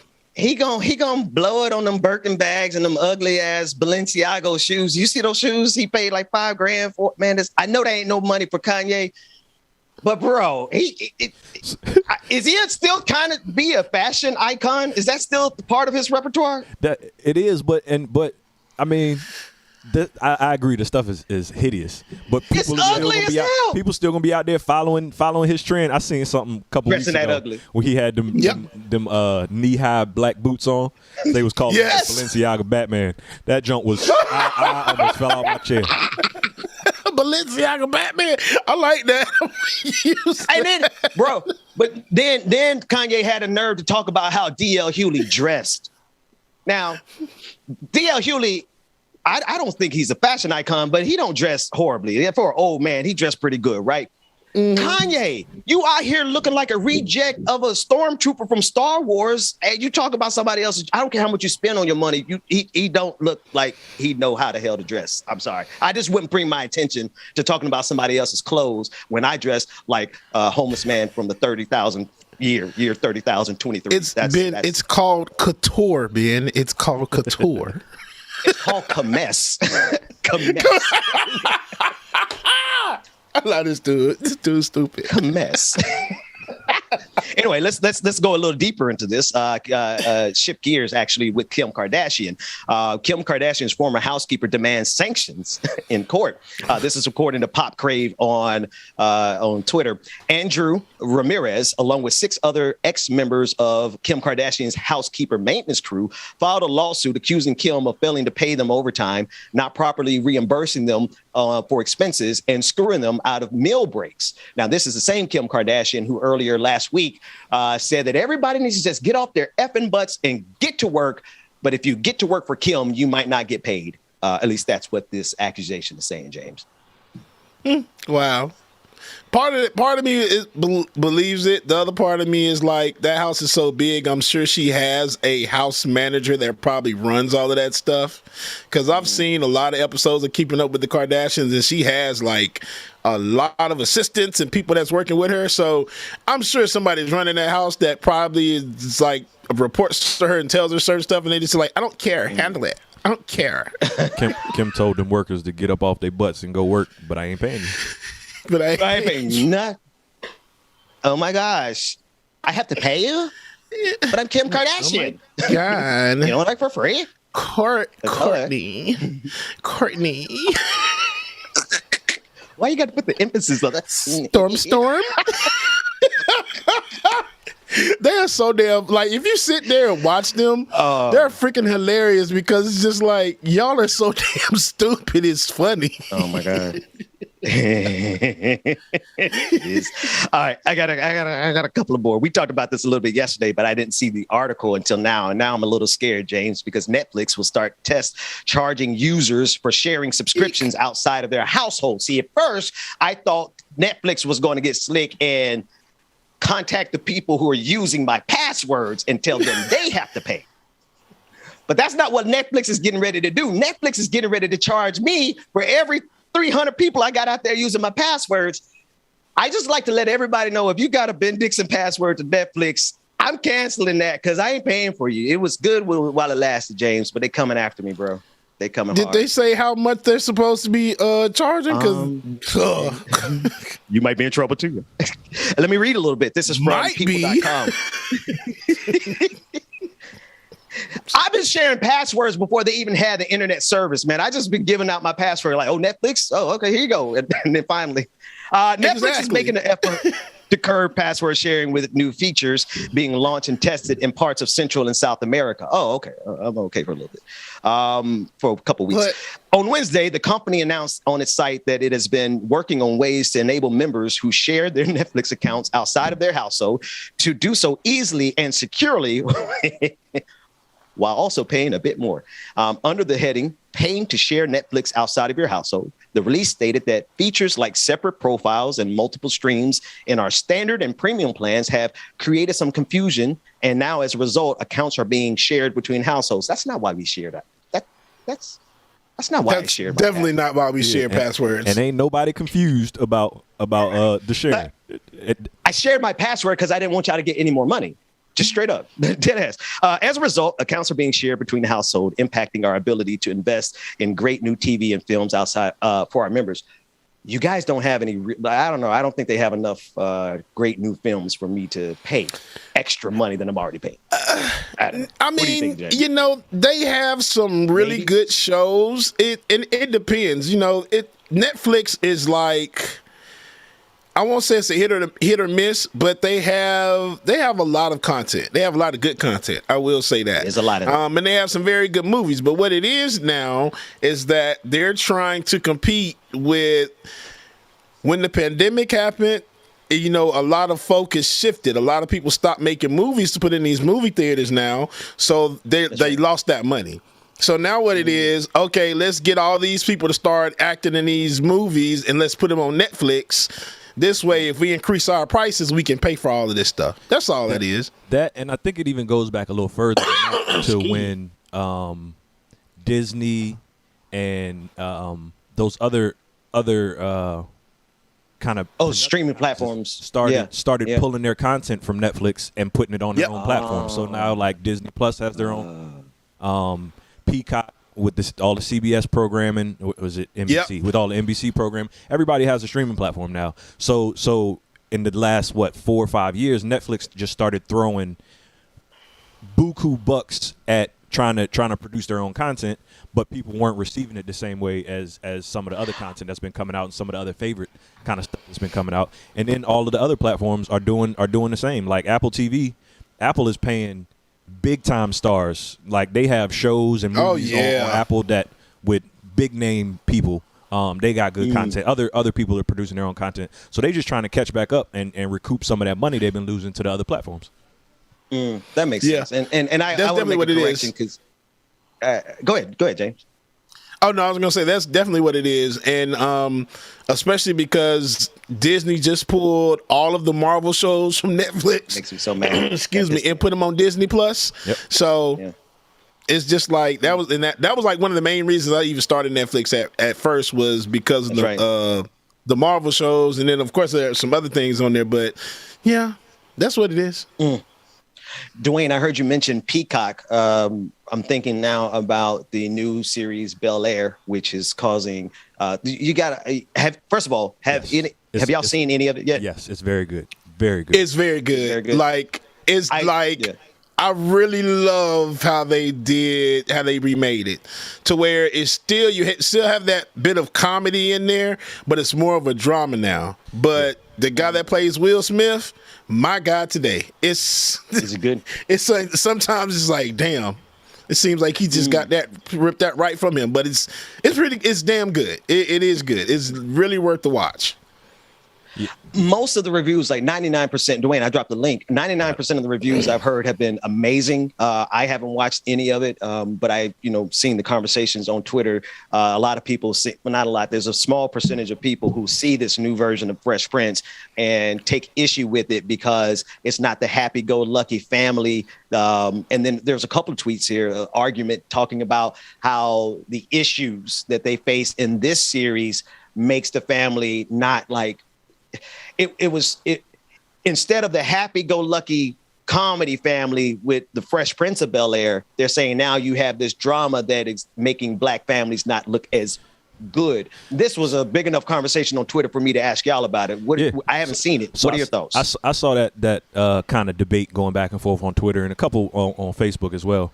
But some backstory. So Will Smith is executive producer of the Bel-air series that's on Peacock, and it wasn't meant to be a reboot of the Fresh Prince. That's right. I think I remember reading and seeing that there was I think he might have been a film student or something who had wrote like a screenplay based off of the Fresh Prince with some of his kind of life events and things involved. So Will Smith basically just took his screenplay and adapted it to this. So it wasn't meant to be a reboot. It wasn't meant to be a comedy. It was meant to be a drama and tackle more serious issues. Like some of the backstories of some of the characters have changed a little bit, but it wasn't meant to be exactly like Fresh Prince. And I think I like it because they are tackling, like, they tackle all kinds of issues from LGBTQ issues to kind of drug use and mental health type things. It's a lot going on, and even though, like, I did see what you were saying, Ben, about how they were saying it makes black families look bad and blah blah blah. No, I mean, everybody is going through these problems, and I think it actually makes them. It's a good representation of black families because it's not like they out here, like, it's a strong family bond that's shown in the show.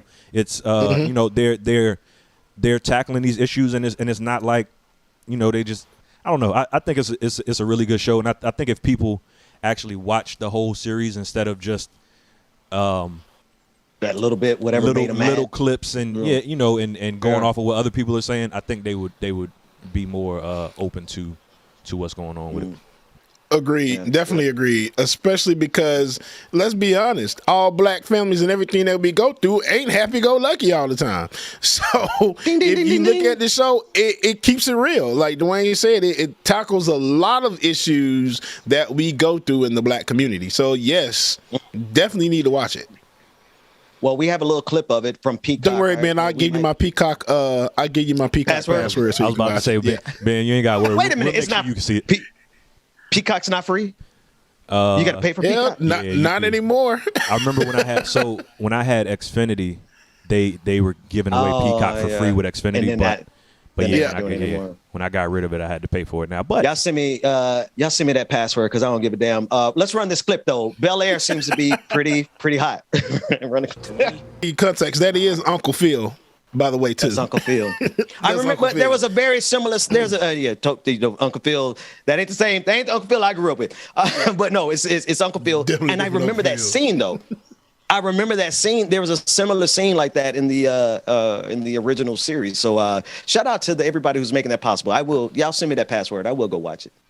Yeah, most definitely. Really. And then the last episode, yesterday's episode, I will say this is the daddy episode.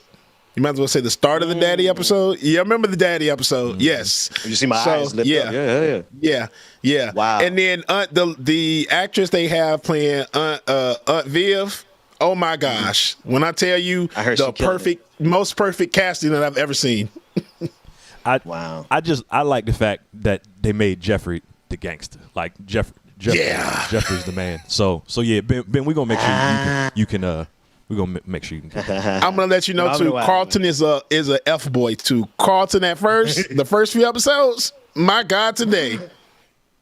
I'm like Carlton. I just want to slap the crap out of you, bro. Oh my gosh.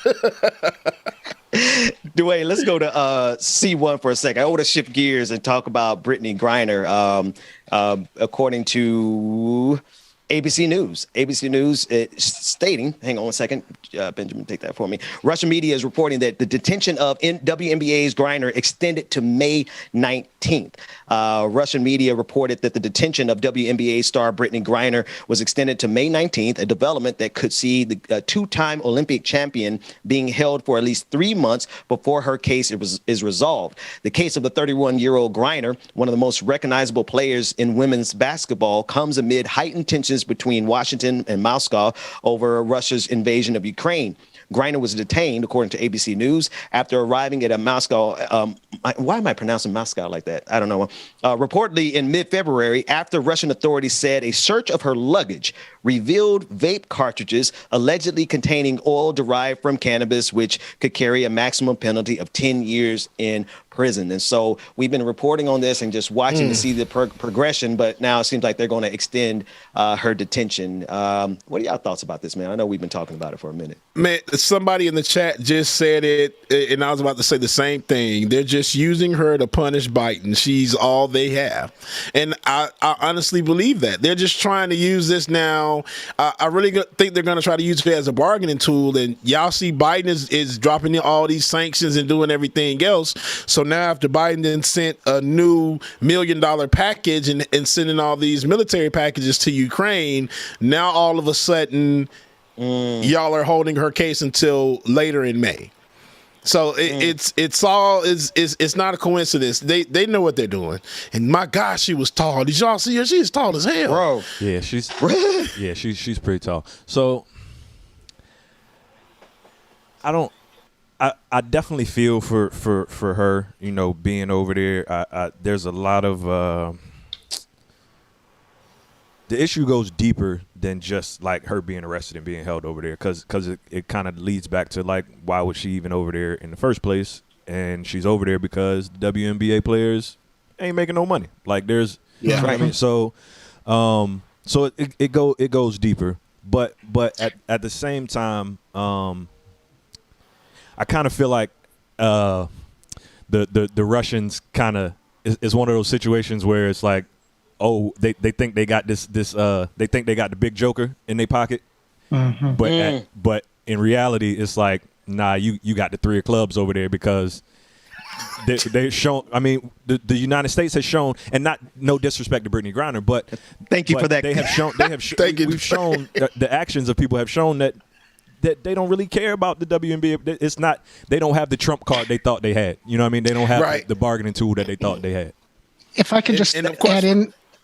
Oh, good, David. I just want to give some facts and back that and kind of build that out slightly. Good morning, everybody.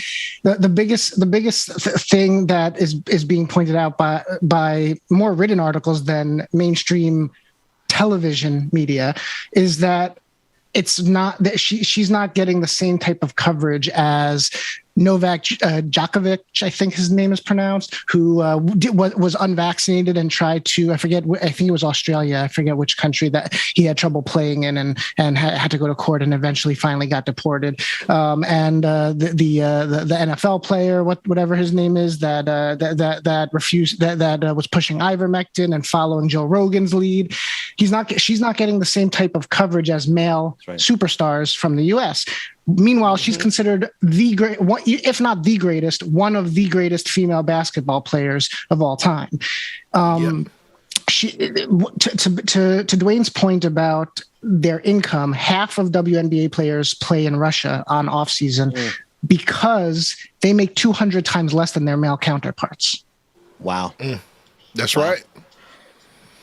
And David is right. It's because the only way that I just saw something on Good Morning America, and it was in the ticker about Brittany. So it's just like, but other than that, there has been no other coverage of this story at all. That's wild. And that's to my point that like she's not the bargaining tool that they thought they was gonna get when they, you know what I mean, they whether she did what they say she did or not, when they eyes probably lit up like, oh, we got this American star that we, you know what I mean. No, not really. Yeah, she's a star. She's an excellent basketball player. But 6'9", by the way. I looked it up. 6'9". You know, Jesus just goes back to the value of, you know, not the value, what but we don't how we value, the way we devalue. Yeah, that is a shame. So I mean, obviously, and we've been covering it, but clearly, every single one of us in the show and everybody I know we're connected to is pulling for this sister's freedom. We talked about all the connectedness, all the games that Russia thought that they were playing when they snatched her up. I still think the initial conversations, anybody being arrested for anything connected to weed at this point is ridiculous. It's just absurd. Forget about it. I don't care what country they are. And so we're especially because, and I'm sorry, Ben, especially because my thought was that America was the only country that is mandating weed and blocking all kind of stuff like this. I thought that in other countries, most times it's from what I've seen, it's been cool. Well, not, but now all of a sudden it's a big issue. Yeah. It depends on what country. Like, if you want people to have an open mind, if that's the kind of country you're in, weed is cool. But if you don't want people to have an open mind, where do you think America has taken? Why do you think literally every generation for however many hundreds of years, you could go to every corner in the black community and get liquor? Every 3 or 4 corners. There's more liquor stores in the black community than churches, but they have been arresting us for weed. So, you know, you're right. America has been on the front line of the ignorance and the absurdity, imprisoning people over weed. But, you know, America's got its own authoritarianism problem, just like Russia. So Russia, right, Vladimir Putin, of course, they're going to crack down on that, just like they're cracking down on the LGBTQIA community. They're cracking down on anything that's remotely progressive, bro. So... You're right. Anyway, and somebody said in the chat room, somebody said that I really think Putin probably is going to let her go.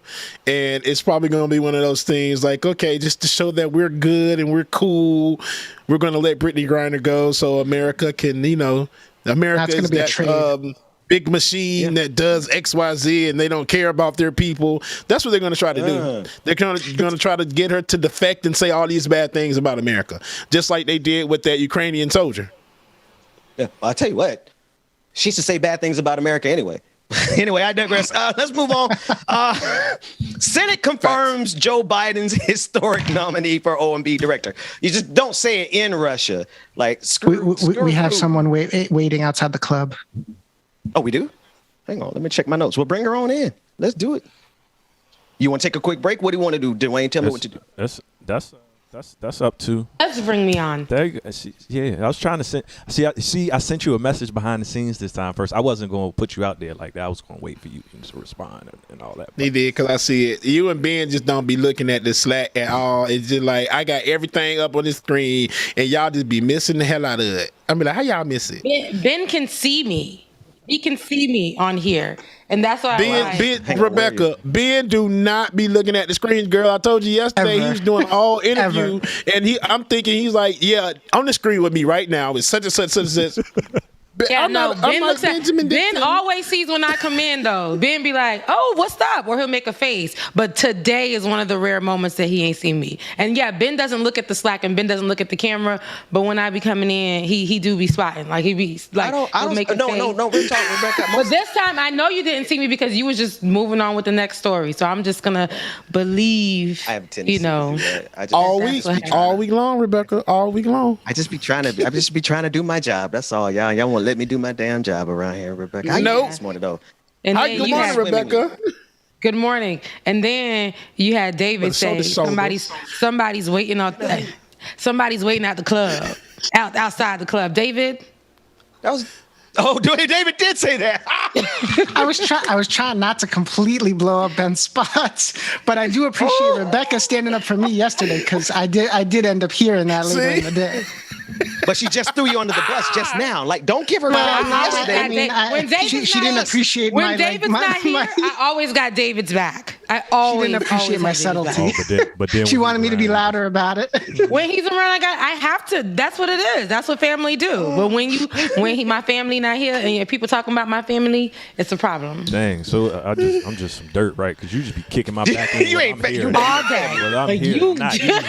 I still all day. got stiletto marks on my back. That's it. Wait a minute. 3 weeks ago. That's what it's. Wait a minute. Go ahead, Rebecca. How you doing this morning, sis? Good to see you. Happy I'm Friday. doing good. It's Friday, and I felt like, because I always feel, I always got a story. It's crazy. So I wanted to just chime in for 2 seconds on that last story I was talking about. Yeah. From Brittany Griner.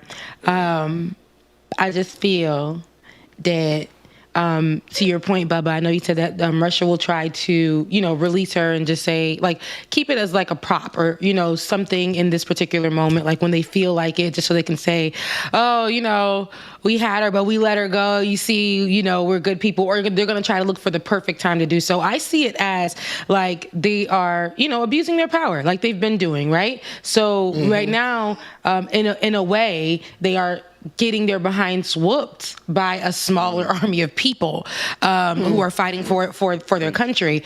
And so what they're going to do is abuse their power. They're going to be like, oh, y'all rooting for these, Ukraine, and y'all rooting for, that country to stay up when y'all don't understand the real story. So we're going to hold on to something that's yours. America, you should have never put your nose into this mess, which is something that I don't disagree with. America always dipping and dabbing and stuff. However, that's ours. Brittany is ours. Right. Brittany belongs to us. She ain't got nothing to do with nothing that's happening over there. She should have not been caught up in the crossfire of what was happening, yet she was. And now we must fight for ours. And I don't feel like we being, our leaders in the United States are doing so much, like as far as even verbalizing it, right? Have you heard much of statements coming from our leader, right, that puts pressure on Russia? If you lay a finger on her, if she as so much as loses a braid, anything, you're going to have a problem with us because she's ours and we're going to fight until we get her back. And that's why I look at it as a problem.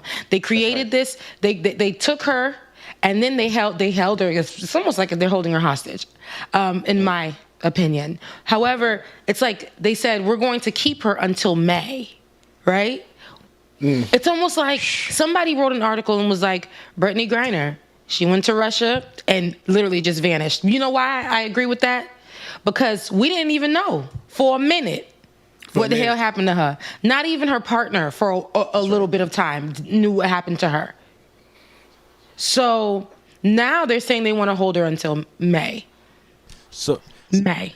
Rebecca, can I play devil's advocate with you for a second? You always do. I was waiting for it. So all of your points are absolutely correct. But I feel like a lot of people, not saying anybody associated with this show or things like that, but a lot of people are just it's a lot of fake outrage.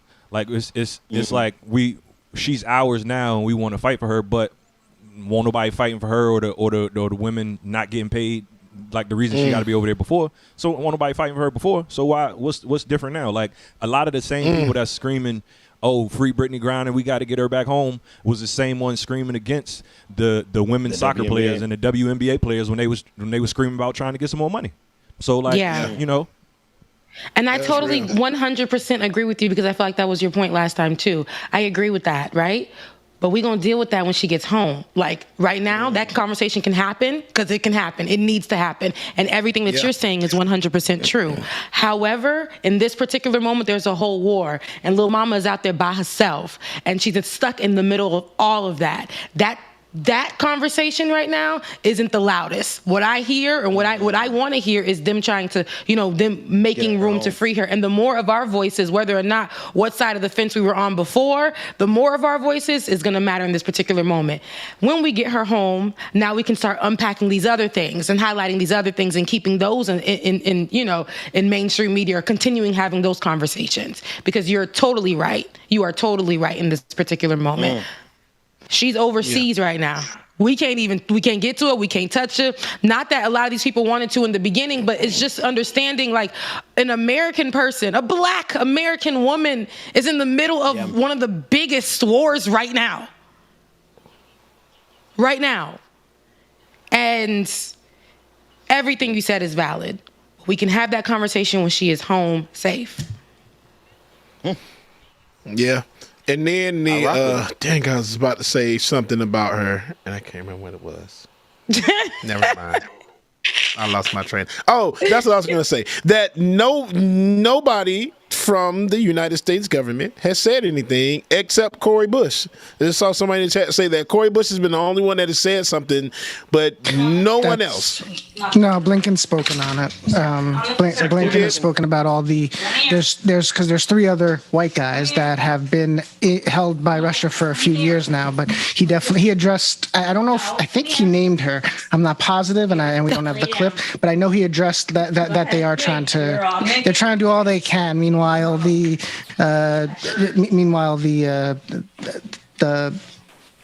ties are strained, so there's really not much that. I think Russia's looking for a trade at the end of the day. I think they're not just going to let her go to make America look bad. I do agree they'll do that, James, but I think they're going to get something out of it. As much as we don't negotiate, we negotiate. Yeah, it still ain't enough talk for me. If we're going to talk. And if we're going to talk about Brittany Griner being there, you're totally right, David. I'll point out the white men that we're talking about, the white men being there too. We need to talk about all of them and bring them home. Facts. On facts. I think, no, I don't have anything else to add to that, Rebecca. That's it. Bring them home and let's sort out everything else first. It's going to be a hell of a complicated mess to get her home. So let's see how we pull this off, because we're not going to just sit down and just abandon her. Nah. It might not be much we can do, but we're not going to emotionally, spiritually, any kind of other we abandon her. So anyway, I'm with you. Yeah. Even like, I say this with everything in me, I know, because I don't really like old boy right now. You know what I'm saying? But, even like if Kanye were to be out there, I would say we need to go get him. No matter the comments that he said, we need to go get him. That's ours. And then when he gets here, we're going to be like, yo, what are you doing? What are you doing? Or let's talk about his mental health. No more. Like, for instance, let's talk about, okay, so at the end of the day, free Brittany, please. Like, that is it. Bring her home.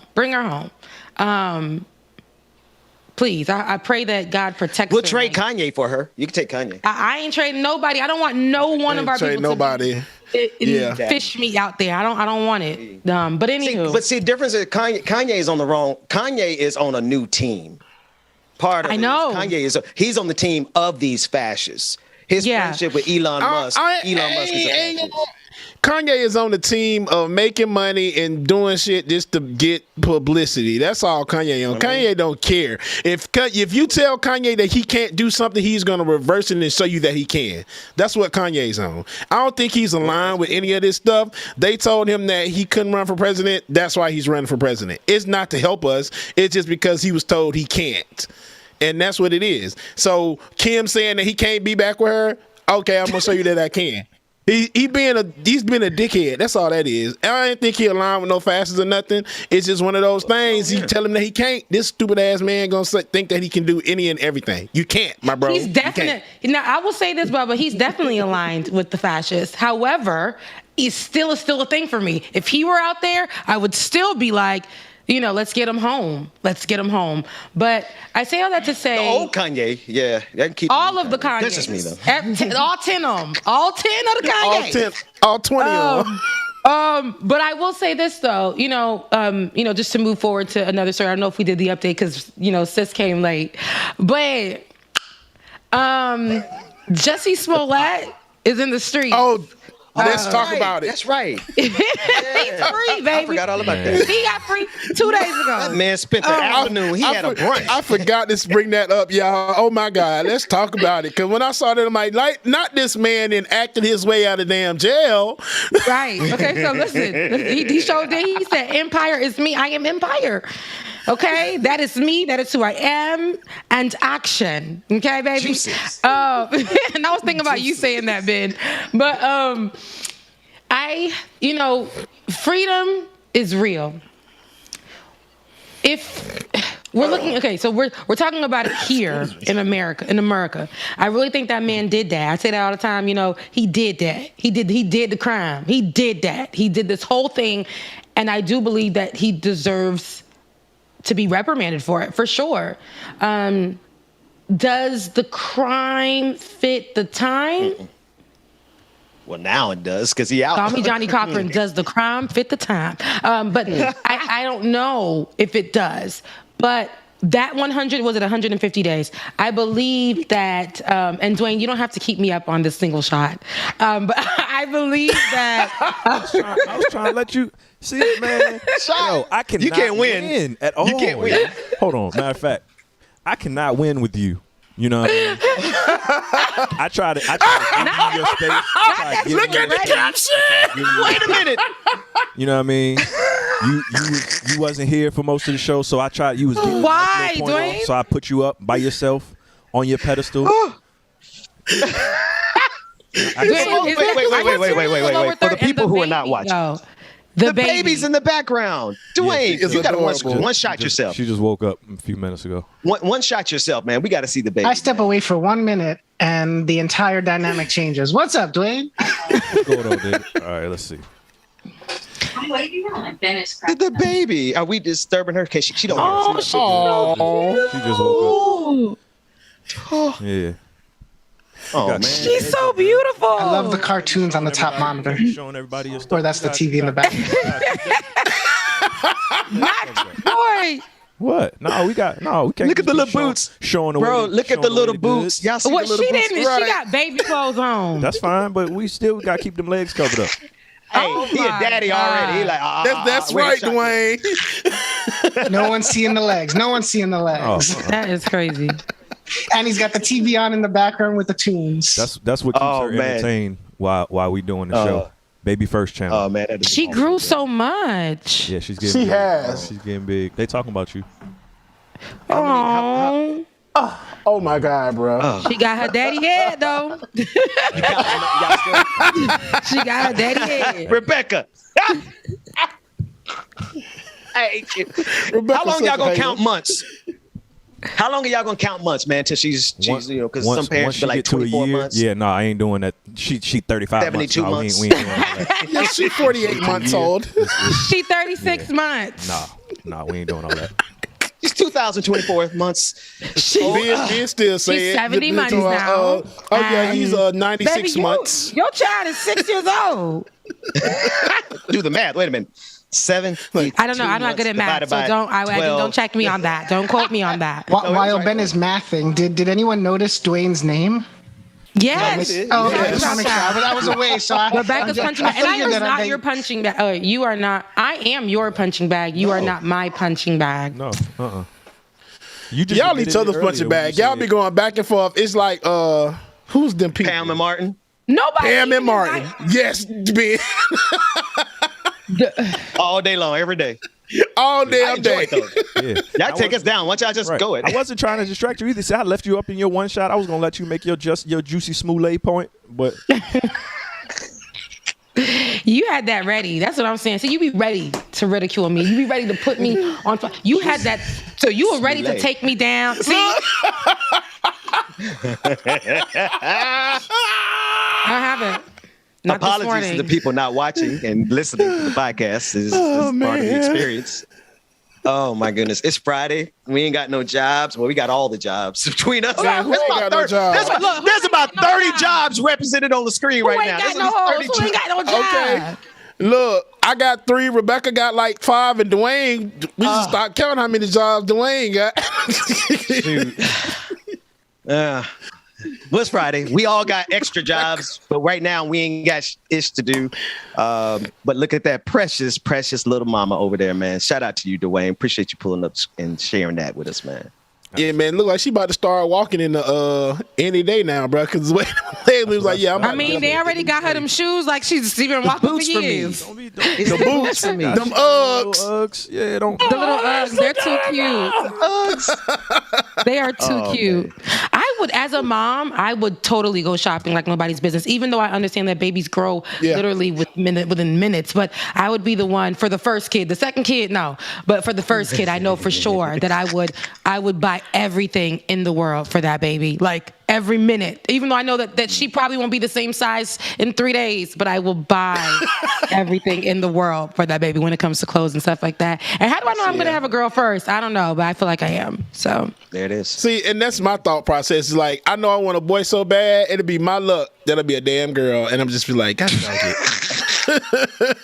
Yeah, I think actually we had enough girls in our family. Dudes who were like terrible people, like in their younger years, and were terrible to women. They definitely get girls. Yeah, they get girls first. That's so true. I don't think that's true. I don't think that's true because I wasn't. Well, you're not an example of that. I wasn't terrible. You think you're an example of that? No, you said that on this show. No, I didn't say that I was terrible to women. I said that I liked women. I was a fan of women, of all kinds of women. But I didn't say that I was terrible to women. I feel like you said that you weren't the best. So I feel like that was definitely a conversation. No. Okay. I had my promiscuous days, but I wasn't terrible to women. Promiscuous girl. Let's go to the next song. To the next story. I've had some heels to no mind. So, anyways, you can take yourself down now, Dwayne. What? I'm about to. I gotta leave y'all on 3 shot for a minute. Y'all talk. Okay. I'll be. You also have a diaper situation. Diapers. Oh, but I don't miss those days, bro. I am so happy I don't have any more diapers to change. I used to want 6 kids.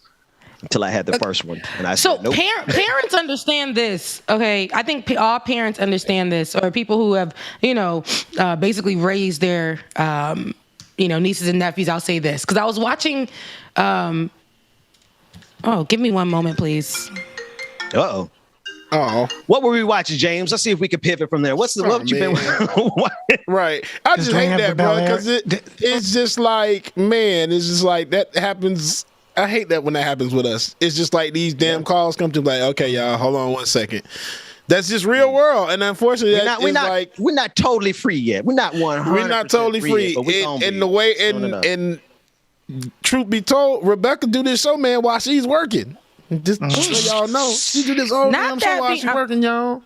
Yeah, I apologize. I had to make sure I get. Woo! I didn't. Sorry about that. That's a hork. I told him, look, I hate that shit. Yeah. It is not your fault. It's just like both of us is like, damn, man, give us free. Give us free. Please get us free. You guys were talking about what you were talking about or watching. Rebecca, have you seen Bel-air?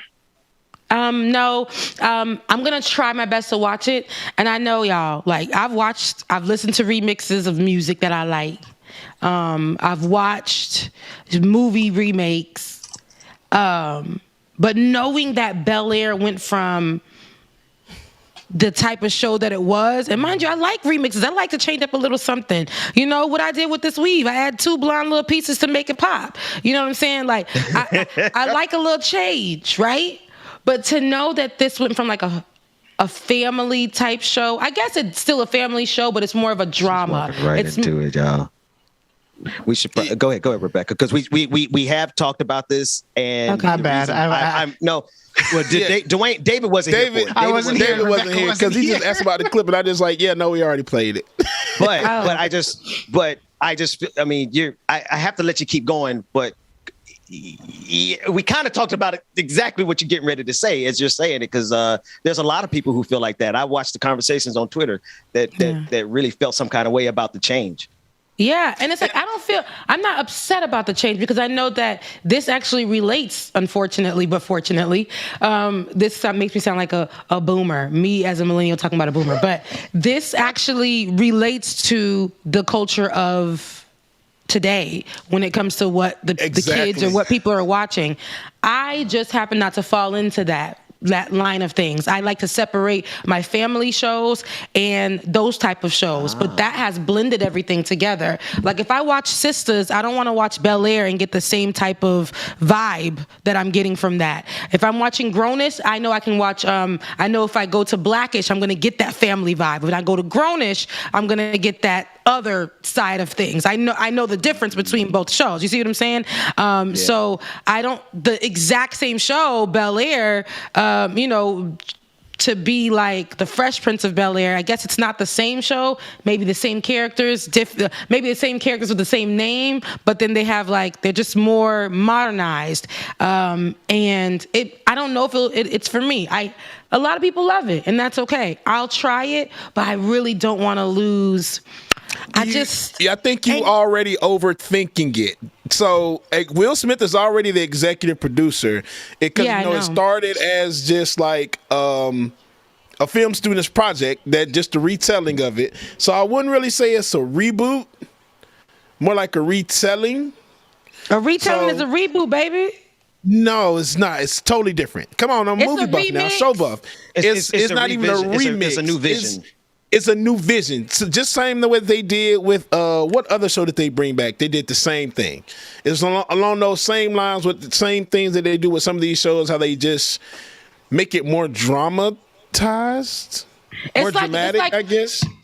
Yeah, that's what I'm saying. It is drama. It how they brought back the Wonder Years, but it's So I was watching the Wonder Years too. But you know what the difference for me and the Wonder Years is? I said it's black. I'm gonna watch it. I watched it when it was white. So look, I watched it when it was Wonder Bread. Now I'm looking at it while it's wheat bread. Reimagining. And I just feel like. And I just feel like I do see the difference between it, but I'm like, let me support this because it's black.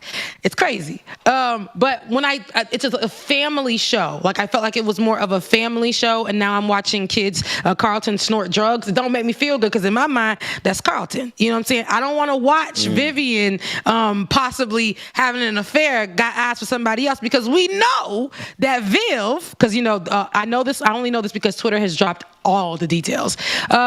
We know that Viv, is somebody who is in love with her husband and will do anything with her husband to make sure that everything works out. That is like the Claire Huxtable of that, show for me. And so I don't know. I guess I'll just give it a chance. All my Ratchet TV or all my more modernized TV, I don't want to reimagine something like a family show in that way. I guess that's for me. Like that's me saying, right? Watching Martin, like we were discussing Martin, watching people do Martin and do it in a whole different way that's just totally serious. Like, bringing in, like, I couldn't do it. Martin would have to stay. That's one of the untouchable shows, I feel like. And if it would have come back, it would have to be him and his crew. That's just my opinion, okay? Everybody ain't gonna like, you know what I'm saying, what I say, but there are a lot of people that do. There are a lot of people that do like Bel-air. There are a lot of people that do like Bel-air. Me and James are different. The two, I may be the one outside of the bunch that doesn't. James, what I love about you, man, is that go ahead, James. Go ahead. I was about to say, let me ask y'all a question. Do y'all watch Euphoria? No. Euphoria, for me, when I first watched it, it was way too much for me. Like, way too much. I had to take it in Rebecca, doses. you so old, girl. When did this happen? I watch Euphoria. I watch Euphoria, but watching that, because it's so much mental crazy stuff in there, it literally triggers me. So then I'd be like, dang, I am feeling heavy today. Like, let me take a pause off this. Don't get me wrong, the drama is juicy. Okay, the drama is there.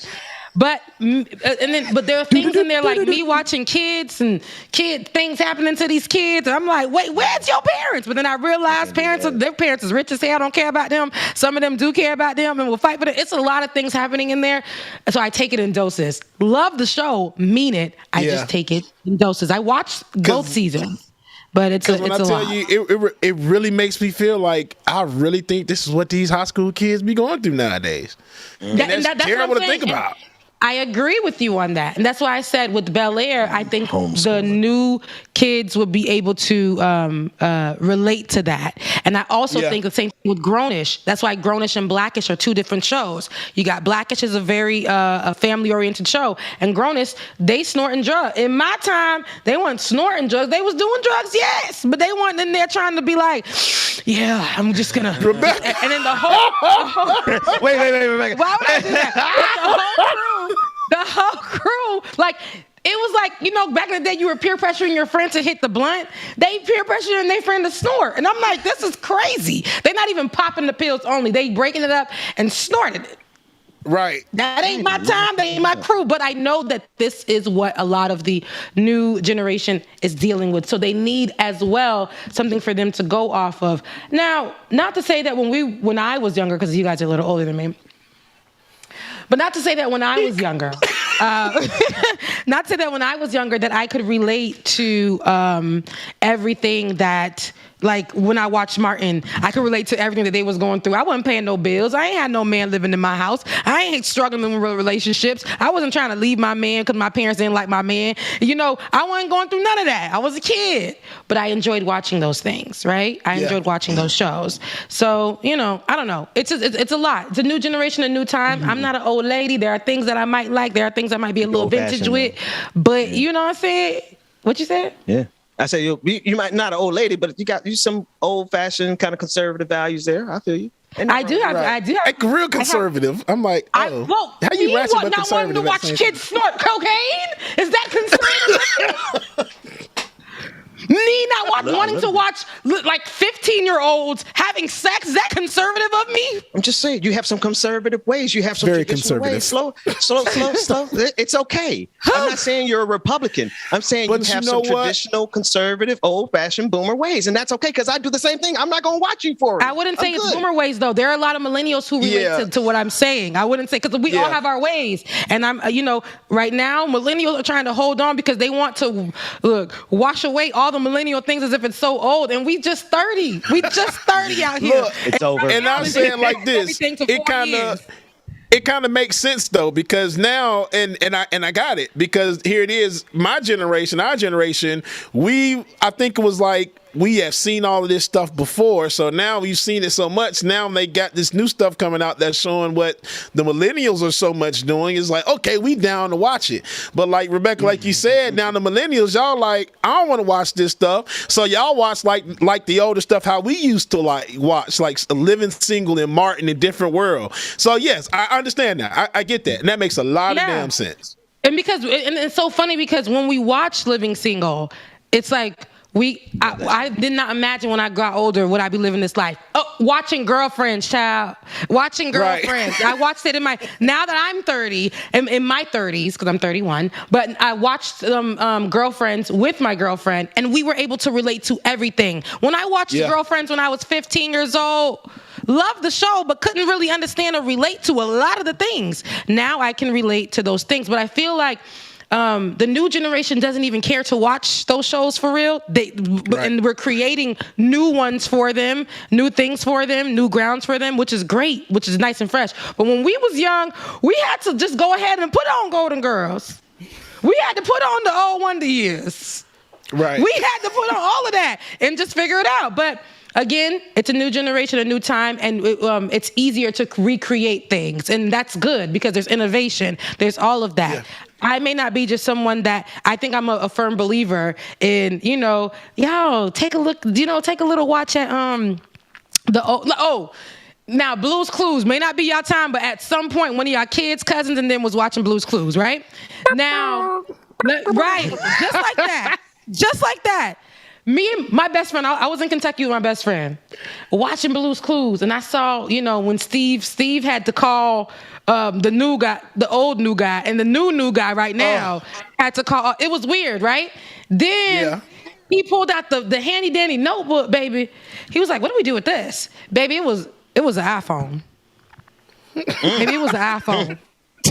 But this has to relate to the children today. This is what the kids are going to relate to today. But I was so pissed about it, though. I was like, how dare they not use the handy dandy notebook? That's why kids can't hold a pencil today. Hello? They got no motor skills. Because they over use the damn MacBook and the iPad better than I do. The kids be literally about 1 month. You give them a phone, they know what to go to. They go right to YouTube. How are you like 1 month and you know to scroll right to YouTube? This is crazy. This is crazy. But anyway, y'all remember that video where the baby popped out and the first thing she did is grab the phone and start TikToking and doing everything. It was like, damn. Exactly. So there are things I will say, like just naturally, all of us who are here, we've had to experience some old, right? We have to watch some old stuff. And sometimes we were like, didn't even care for it, but we would just watch it. The older we got, though, we understood, dang, that was a good show. That was some real stuff. But seeing these kids not have to experience that at all because they can be given something just to them and what they like in that particular moment, I'm like, damn, they ain't never gonna know. They really, you know how parents and older people be saying, kids these days will never know. No, these kids will never know. They really think they created. Never know. They really think they created the '90s look. I don't know. Like, I don't even say that we created the '90s look. They think that they created the '90s look. I think that's crazy. That's wild. They think they out here reinventing the damn wheel. No, baby, we did this in the ¡90s. Y'all ain't doing nothing spectacular. It's crazy. How you get on TikTok and try to redo the Soulja Boy dance? We already got that dance. How y'all redoing dances we already got? But that's what I'm saying. But the good thing about everything, aside of me beating them up, the good thing about everything is this generation, as all the other generations before us in our time, and in that time, have been very innovative. This generation knows how to microwave something down. Like, we might have this, and this to get to it. They know how to be like, we'll take all those ideas, but we're going to put it right here. There we go. Yeah. I like that. So they know how to just get there. Yeah, they know how to get there. They know how to just be like, listen, like I said, they're going to job interviews. They're like, you know what? I should have known that you were a water sign. And I think that because you're a water sign, I don't think this is going to work. I feel like it'll be a really toxic environment. I don't think this is going to work. This is how millennials are.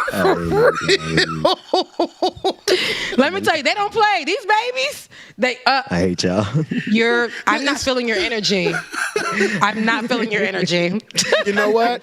I don't have to take this. I'm only doing positive vibes only. So baby, I'm going home. I quit. They leaving jobs. I'm aligning my energy. I've been there for 30 minutes, girl. Damn.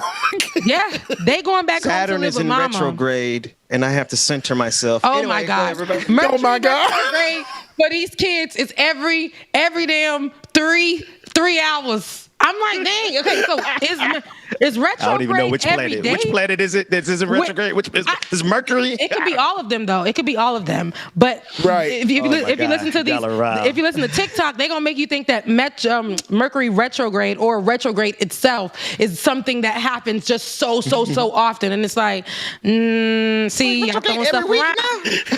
Every week. We just had retrograde last week. We doing it again this week. No. Every time something go wrong, they're like, "Ooh, retrograde." Retrograde. Oh, that damn Mercury retrograde. I'm all messed up now. Y'all should see me and my friends. They use it wrong, and it's like, this is what I be talking about. See, now you cut that corner to get there. Now you don't even know what you're talking about. Why, Rebecca? Now, why must you be like this? But there's always some good and bad in all of our generations. Millennials, we done created all of this stuff and still decided in our heads that we're going to get on MySpace, do all of this stuff. We're going to create the podcast world. We're going to do all of that, but we're still going to go to school. How do you pronounce this? Pubari in the chat room, Pubari Bako. I gotta read this. They said Uranus is in Uranus. I'm done. Uranus is in I'm done. I'm leaving the chat room right now. I don't need to see Anywho, y'all, love to all the baby boomers. Love to all the millennials. We still out here. We struggling. We win at the same time. We need to go sit on somebody's couch. Make sure you are sitting on somebody's couch, millennials, because it's a lot happening. We done seen in our lives. And Generation Z, more power to you guys. You guys are the next. And then, since what generation is after Z? Like, what would my kids' generation? Do they have a name for that generation yet? They do. They just came out, and I'm trying to remember what I saw recently because somebody was fighting. Somebody was arguing on the internet, said, I don't know why y'all act like millennials is so old when there are 2 generations after us, but this crazy that there are 2 generations after us because you guys have taken the generations from like 10 years and like 8 years to like 4 years to 2 years. But I'm like, it is literally that way. It's because everything I'm telling you, it's so innovative. The kids are being microwaved, like the years are going by so fast. It's just crazy. The kids are being microwaved? Yes. That's good. They don't even come out the same. But you Generation Alpha is what they're girl, they come out fast now. But anyway, Generation Alpha. Generation Alpha. It's boomers. Started in the early 10s and ends in the mid 20s.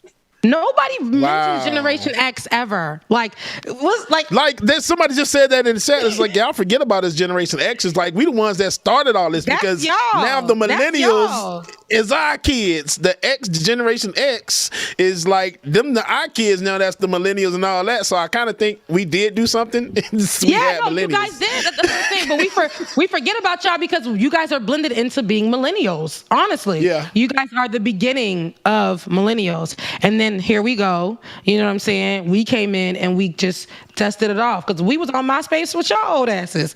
So,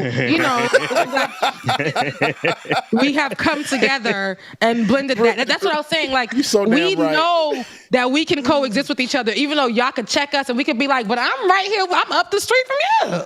Like, that's what kind of conversations that we have with each other. But these other kids, it'd be like, wow, you are only literally like 5 years younger than me, and there is a world of difference here. Of a difference. Hell yeah, Rebecca. Yeah, Rebecca, definitely. Listen, I notice a difference. And it's funny because I'm right on the cusp. I'm both Generation X, Generation whatever, millennial, right? But I saw the difference when I went from 9th grade to 10th grade. Them 9th graders that came in, them freshmen that came in after me just had a whole, we were just in a totally different generation altogether, thinking, interacting, it was just totally different. And it's not that we're so far apart, but it's like something does really happen when you cross that generational line. There is somewhere in there that the music changed for you and then that generation right after you. There was somewhere in there. Like, I feel like in our generation with the, I can sit here with you guys and be like, oh, I know that for the most part. And there are maybe things that I may not know, but for the most part, we can ride the wave on some of those things. And if you really think about it, that's crazy because Rebecca is true. Is like the only thing that you really don't know is like some of our old pop culture stuff. And I'm like, even that, not even pop culture stuff, it's more of the nerdy stuff like me and Ben watch Star Trek kind of stuff.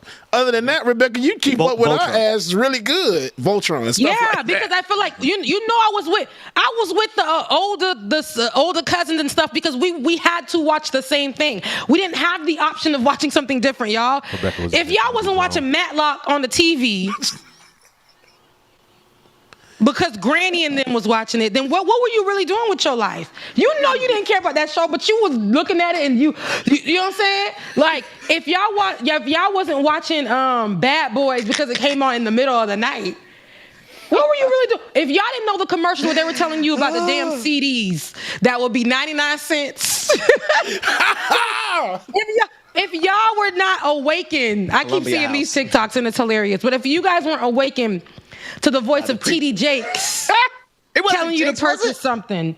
If you don't remember the original Clio commercials, I'm talking about there's a whole generation of us that goes in the span of that 10 years that we are all together, and we can say we've seen this in our lives. We've seen so much. I think Generation X and generation of the millennials, we done been. That's why I said we got to go sit on people's couches, because we didn't have just a regular. Wow, just get it off get it off. But what the hell? I meant to unmute myself. I hit the wrong button. But we didn't have, honestly, the option of changing to what we liked or what we wanted to see or whatever the case. We just had to watch Entertainment it went on because it demand. was on TV. If you don't remember having to scroll to wait to see what was happening on the TV guide. All right. All right. I got something for you. If you don't remember having to go into the phone book and go look stuff up. If you don't remember the video channel, the box. What you call it to get it? Mama, can I order a video? Hell no. My mom didn't even speak English. She was wondering what the charges was going on. How did we get these charges on there? You know, I ordered pay-per-view movies back in the day, thinking that if I only ordered one, it wouldn't be noticed on the bill. Depending on your parents, they definitely noticed. So what were you ordering, David? Huh? Spice What Channel. were you ordering? Spice Channel. I don't know what movie it was. Maybe it was Batman Forever. Who knows? Spice Y'all Channel. remember? You know when you know that when you know what you was trying to see when you was trying to turn the dial. Remember that? Turn the dial to see the squiggly lines. What was you looking for? I ain't never paid for none of that. You just what was you you gotta turn your channel. Oh no, 3. that I know what I was looking. Real You had to turn 649. channel 3.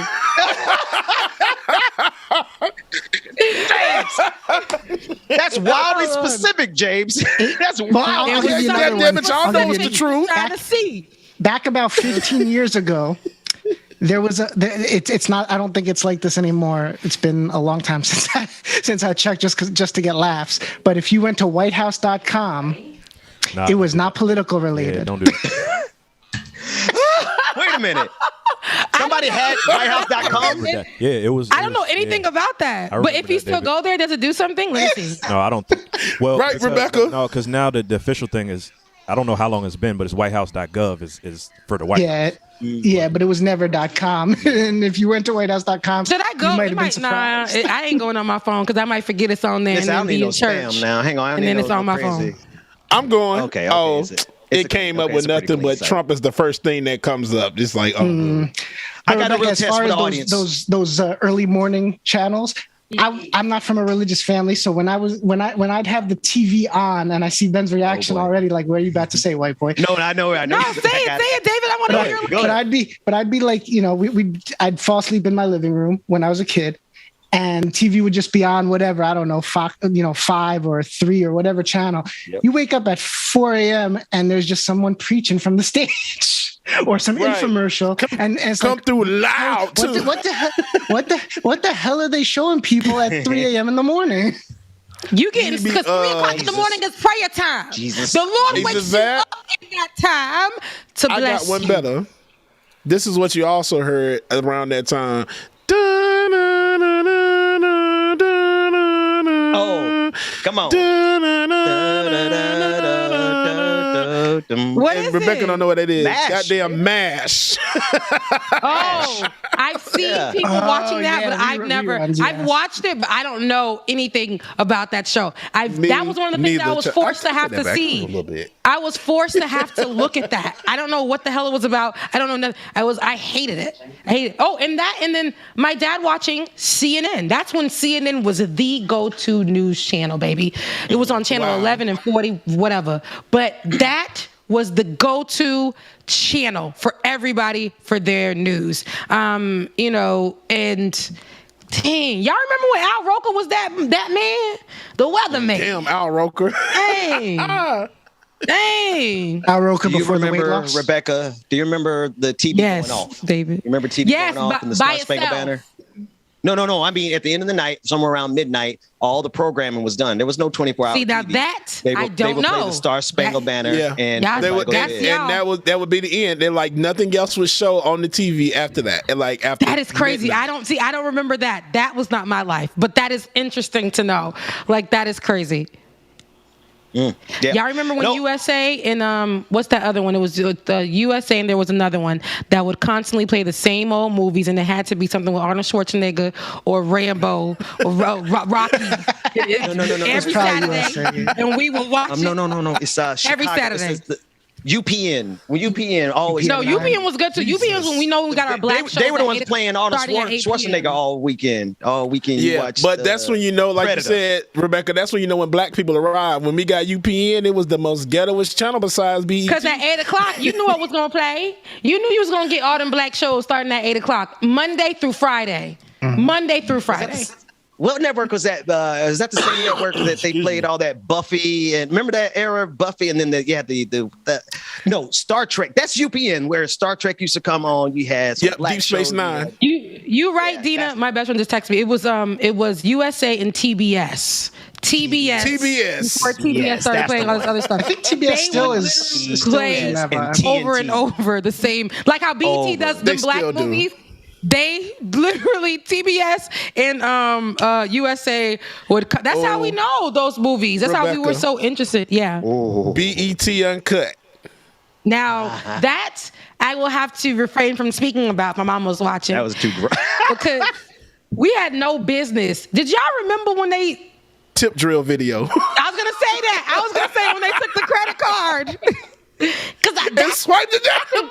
That's burnt in my mind. I was a kid. I was a child. That was our college years. I was a child. And they had swiped a credit card somewhere it shouldn't have been swiped. And I couldn't believe it. No, it makes sense. It was terrible. It was really terrible because that was our we was talking about that in the dorm room. It was like, man, the tip drill video coming on. Just to run to everybody's room. It's the same thing on the TV. Swipe. That is crazy. That is crazy. But anyway, you see, we can relate. If I talk to the kids today to try to relate to them, I'm talking about like a 25-year-old and be like, so you remember? No, I wasn't watching. I got people that was, and it depends too. Like me and my best friend are the same age, but we just graduated, I think like a year apart. I think I went off to college before she did. But even the year, I think a little bit after her, they watched Hannah Montana. I never watched Hannah Montana. I wasn't in the generation that watched that. But the generation right after me that came right to college, they watched Hannah Montana. I never watched Hannah Montana. You know what really got through me before was when my sister-in-law, who's my brother's age, only three years younger than me, didn't know what TRL was. My brother knew what TRL was, but my sister-in-law what didn't know what what TRL for again? was. I know the show, but I forgot. Total Request Live. There it is. Yeah, I remember that. And remember when MTV was still TRL making guy? music videos. What was the TRL guy name? Oh, he's still Carson Daly? Yes, Carson Daly. He has a late night show. I don't know if he still does, but he had a late night show for a while. Yeah, Carson Daly. Some other stuff. Who used to have it? Who used to wear his nails black, and I thought that was really cool for him to have such a. You know, he would literally give us the Total Request Live, and then have some news, and he had like a newsy voice, and then he had black nails. You know, because that's back in the day when. Oh, that also, y'all remember.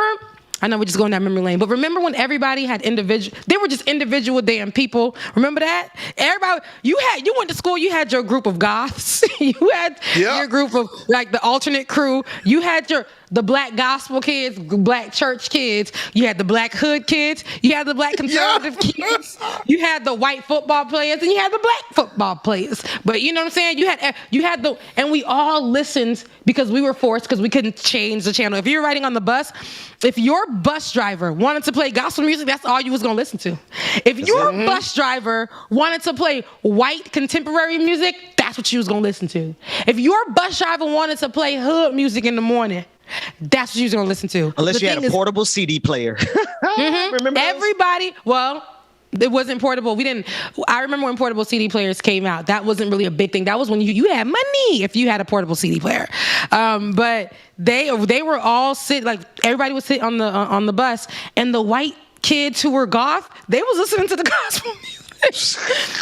We would be on the bus, and the black kids who were hood, we was listening to that white contemporary music, and everybody didn't complain. No one complained, and we all knew the music. I'm over here singing Brittany Spears, "She's so lucky, yeah, she's a star," and then I would turn around and go sing like some hood stuff, like by the Hot Boys. You know what I'm saying? Like, come on, Hot Boys.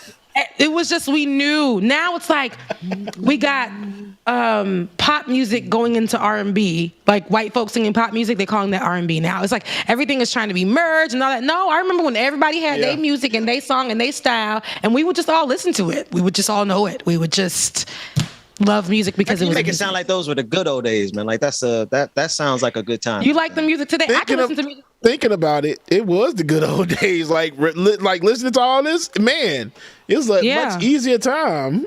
It was. I could listen to music right now and then not go back to it at all. The new music that comes out, I can literally listen to it right now, and I would never go back to it. But the stuff from before, I can say at least the early 2000s is where I stopped. I remember, and I get this feeling of joy. But the stuff that came out like last year that I would vibe to, I'm like, yeah, that was a good album. I go back to it and I'm like, I can't hear what I was hearing last time. It's not giving me the vibes. It's definitely like the music of now. It's not memorable like the music that we had 2000s before the 20s came. You know, even like before that time period, is that music? It stuff now is not rememberable. Like, okay, it was like, I don't want to go back to it like that. Like the old music, it's funny. Like we'll still go back to that music now, but won't go back to an album that came out last year. Be like, oh, I forgot that came out. Ain't that crazy? And you know what's crazy? That same person who came out maybe like a year ago could have been such a big star from TikTok. Huge, right? Literally, they can be forgotten the next year. Nobody will remember them. And let that person come out and try to make a new album. Everybody's going to be like, who? In the comment section, who are you? Where did you come from? Oh, when did this person come out? They will treat that person like that. I was listening to the Dreams album. Man, the Love King, baby. The Love King. I was listening to that and I said, wow, such feel good. You got Mariah Carey, Drake, Beyonce, all of that he's written for and influenced, right? Everybody in the game. And then somebody said something on the Shade Room about The Dream and him being a great artist and, you know, a creator of great music. Not that he can sing or anything. The man made good music. But everybody's like, who? The Dream. We don't even know him. They were just literally disrespecting that man. And because this new generation don't know you, they will clear you. They will cancel you before they even knew you because they mentioned somebody that they don't know. Right. And you talking about somebody that done made big hits, Single Ladies, goddamn Umbrella for Rihanna. I'm talking about huge hits that y'all singing still today. And you got the nerve to talk about The Dream. Who is that? And not to mention he made all these CDs himself that was just a freaking amazing. He had some bangers. Yes. He had some bangers. Yes. So, and how can I disrespect people like the Isley Brothers? I was listening today to Frankie Beverly and Maze. I said, thank God I went to my HBCU. Even before I went to my HBCU, I knew this style of music because what radio do when you used to cut it on, they play the gospel in the morning. In between the day, they'll play like all the new stuff and like the hood music or whatever. When you got towards the night, they give you the love songs and the group because they gave you the vibes throughout your day. You talking about 99 Jams down there. Yeah, 99 Jams, 102.3, 106.3. All of these stations, right? They gave you what you needed to. And if you wanted to shift over to some nice white music, some country music, or some pop music, you could have did the same thing. And so, but I say that to say like, we had that vibe. Now it's like the music just don't feel like it used to. I hate to sound like an old lady, but it was just yesterday that it felt good. But we just have, like I said, there's great things about Generation Z, how they can literally look at something, find it, and attack it. But then it's like, sometimes when it's so microwaved, it's like you forget where it came from. Somebody said the other day that the Drake song that he did the Lauryn Hill remix to, they were like, wow, I love that Drake song. So they played the Lauryn Hill original version, and they were like, wow, this Lauryn Hill version, who was Lauryn Hill? Who was Lauryn Hill? I didn't know that song came from her.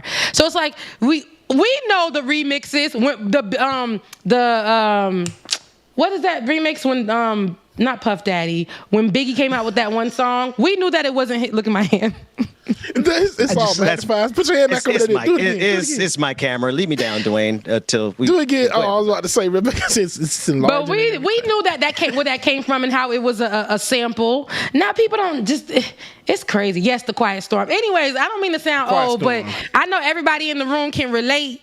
You know what I'm saying? You know, we can relate because we ain't old. Millennials are not old. We are early. We just got into our 30s, and it's something that the world wants to make us feel really old about, and it's crazy. I'm only 31 years old, haven't seen much of life, lived a lot of life, but seen a lot that's been going on in the world. So that's why we got to go sit on somebody's couch to help us heal, because we ain't getting enough time to really heal from things. We were the generation that was told to go to school. At the same time, while you're in school, pick up a trade. You know what I'm saying? Like, we were doing all that, holding 6 jobs while we were in school, only to come out of school and not to get any job for like years because the economy was right? And now we're trying to pick up our lives and trying to get on TikTok. You know what I'm saying? Get on TikTok and do what needs to happen, but we tired. We tired. Tired, boss. And damn it, James. Get out my head. Just said in the chat room, goddamn, Tevin Campbell, Can We Talk? Y'all just see how that song just reemerged?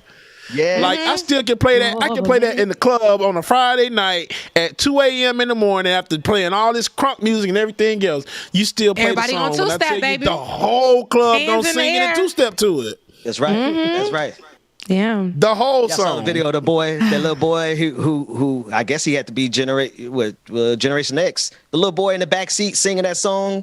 Like, he been going through it. He couldn't been no more than 9 years old singing Tevin Campbell, Can We Talk for a Minute? I said, what little girl in elementary school broke that little boy heart? That's the kind of power that song got. And that's why we got to show the kids the good music so they know what to feel. You know They what how little to girl it might have been? You know what little girl it might have been that broke his heart? Oh, boy. Which one? Dwayne, you got that screenshot? I wonder if this is the same clip. You better not put that girl up with the wig. That is No, you better not. Rebecca. I will come through the screen right now. Dwayne, can you full screen? Can you full screen that? David.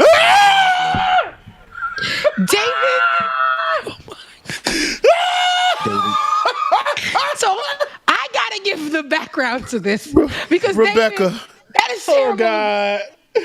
David Couture Grossman. David Joseph Grossman.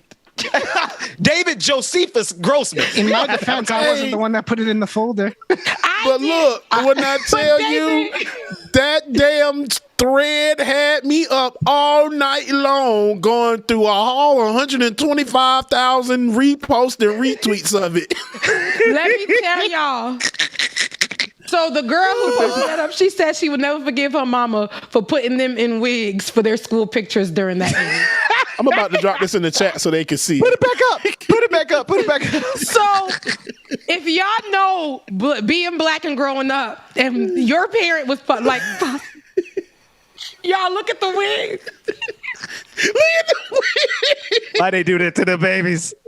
Why they do that to the babies? Look, Dwayne, where's the picture? Oh, he probably changed the diaper, man. Why did they do that? But look, why they got on? Look at the wigs they put. You know that's the mama's wig. Them babies. Oh poor babies. They so beautiful though. They were so beautiful. They're not this age anymore. Of course, they were. Hey, kids. they were proud. They were like, But- look at, check me out. At least their mom knew that they were going to school for picture day, and she got them together. I stopped telling my mom when picture day was, y'all. And I went to school. Because of stuff like this. No, I just stopped telling her. I don't know what I was thinking. I just went to school and my hair was undone for this certain picture, and it was a fool. And my mama has it in her room on the wall, and it was a fool. Oh, Mama Azor, you got to send us a picture of that. Please. Oh, Lord. No, it was a fool. Y'all, who I was in that age, it was a struggle, y'all. Wow. Now take these poor babies. Okay, put the poor So to babies give down. credit Put the where poor credit babies is down. due so she can get some follows, it's from T Nizzle with a clip on Twitter. If you Say can it figure out again. how to spell that, because I'm not going to Y'all, spell it and out. I have to implore everybody to please. I That's just reposted like on my one Twitter. part of it. When I tell y'all, when y'all go through that whole thread, y'all would just fall out. Y'all don't understand how bad it is. And when I tell y'all, I got no sleep last night I because the died updates. laughing. Every time the updates, it's like, oh my God, this can't get any worse. And then a couple of minutes, somebody posts something else to it, and it's just like Jesus. Because Oh my God. everybody We have lived the experienced same that? lives. Mm-hmm. It's so funny how black people go through the same thing. It don't matter where you're from, what area, what country. It seems like it's the same thing. It's the same thing. It's the same thing. But I don't know about them wigs. I don't think we all went through the wigs though. Now, my mama didn't wear wigs at the time, but I know the moms who did. You know, sometimes we don't know that they probably couldn't even do hair. Some moms couldn't do hair, so they got to do the best they can. Throw that baby in some back braids and put that wig on, baby. Yeah. You got to do what you got to do. Hey, I know we got to get out of here, but y'all, you used to have to wear church clothes for your picture day back in elementary school, Rebecca. They make you dress up in your Sunday stuff. Yes, of course. My mama. I don't know who other culture did this, but my mama would give me the matching fluffy underwear. I'm 5. And she would take the stockings and put those on first. I'm 5. And then put the puffy matching underwear underneath. Talking about you don't know if you might trip and fall up. And you got that, you can't be showing all your goodies. Mama, why? She's like, because it helps the stocking stay up. All the young girls know what I'm talking about. When them stockings used to be like halfway on your booty because they wouldn't stay up. So my mama will put them underwears on top of the stockings to keep them up. To hold them together. To hold them up. My God, today. Yeah, what you got, James? Wait, I can't see. Focus. James, why you looking like you and Haiti in that picture? Oh, my picture's falling. Wait. Boom. That boy. Such a cutie.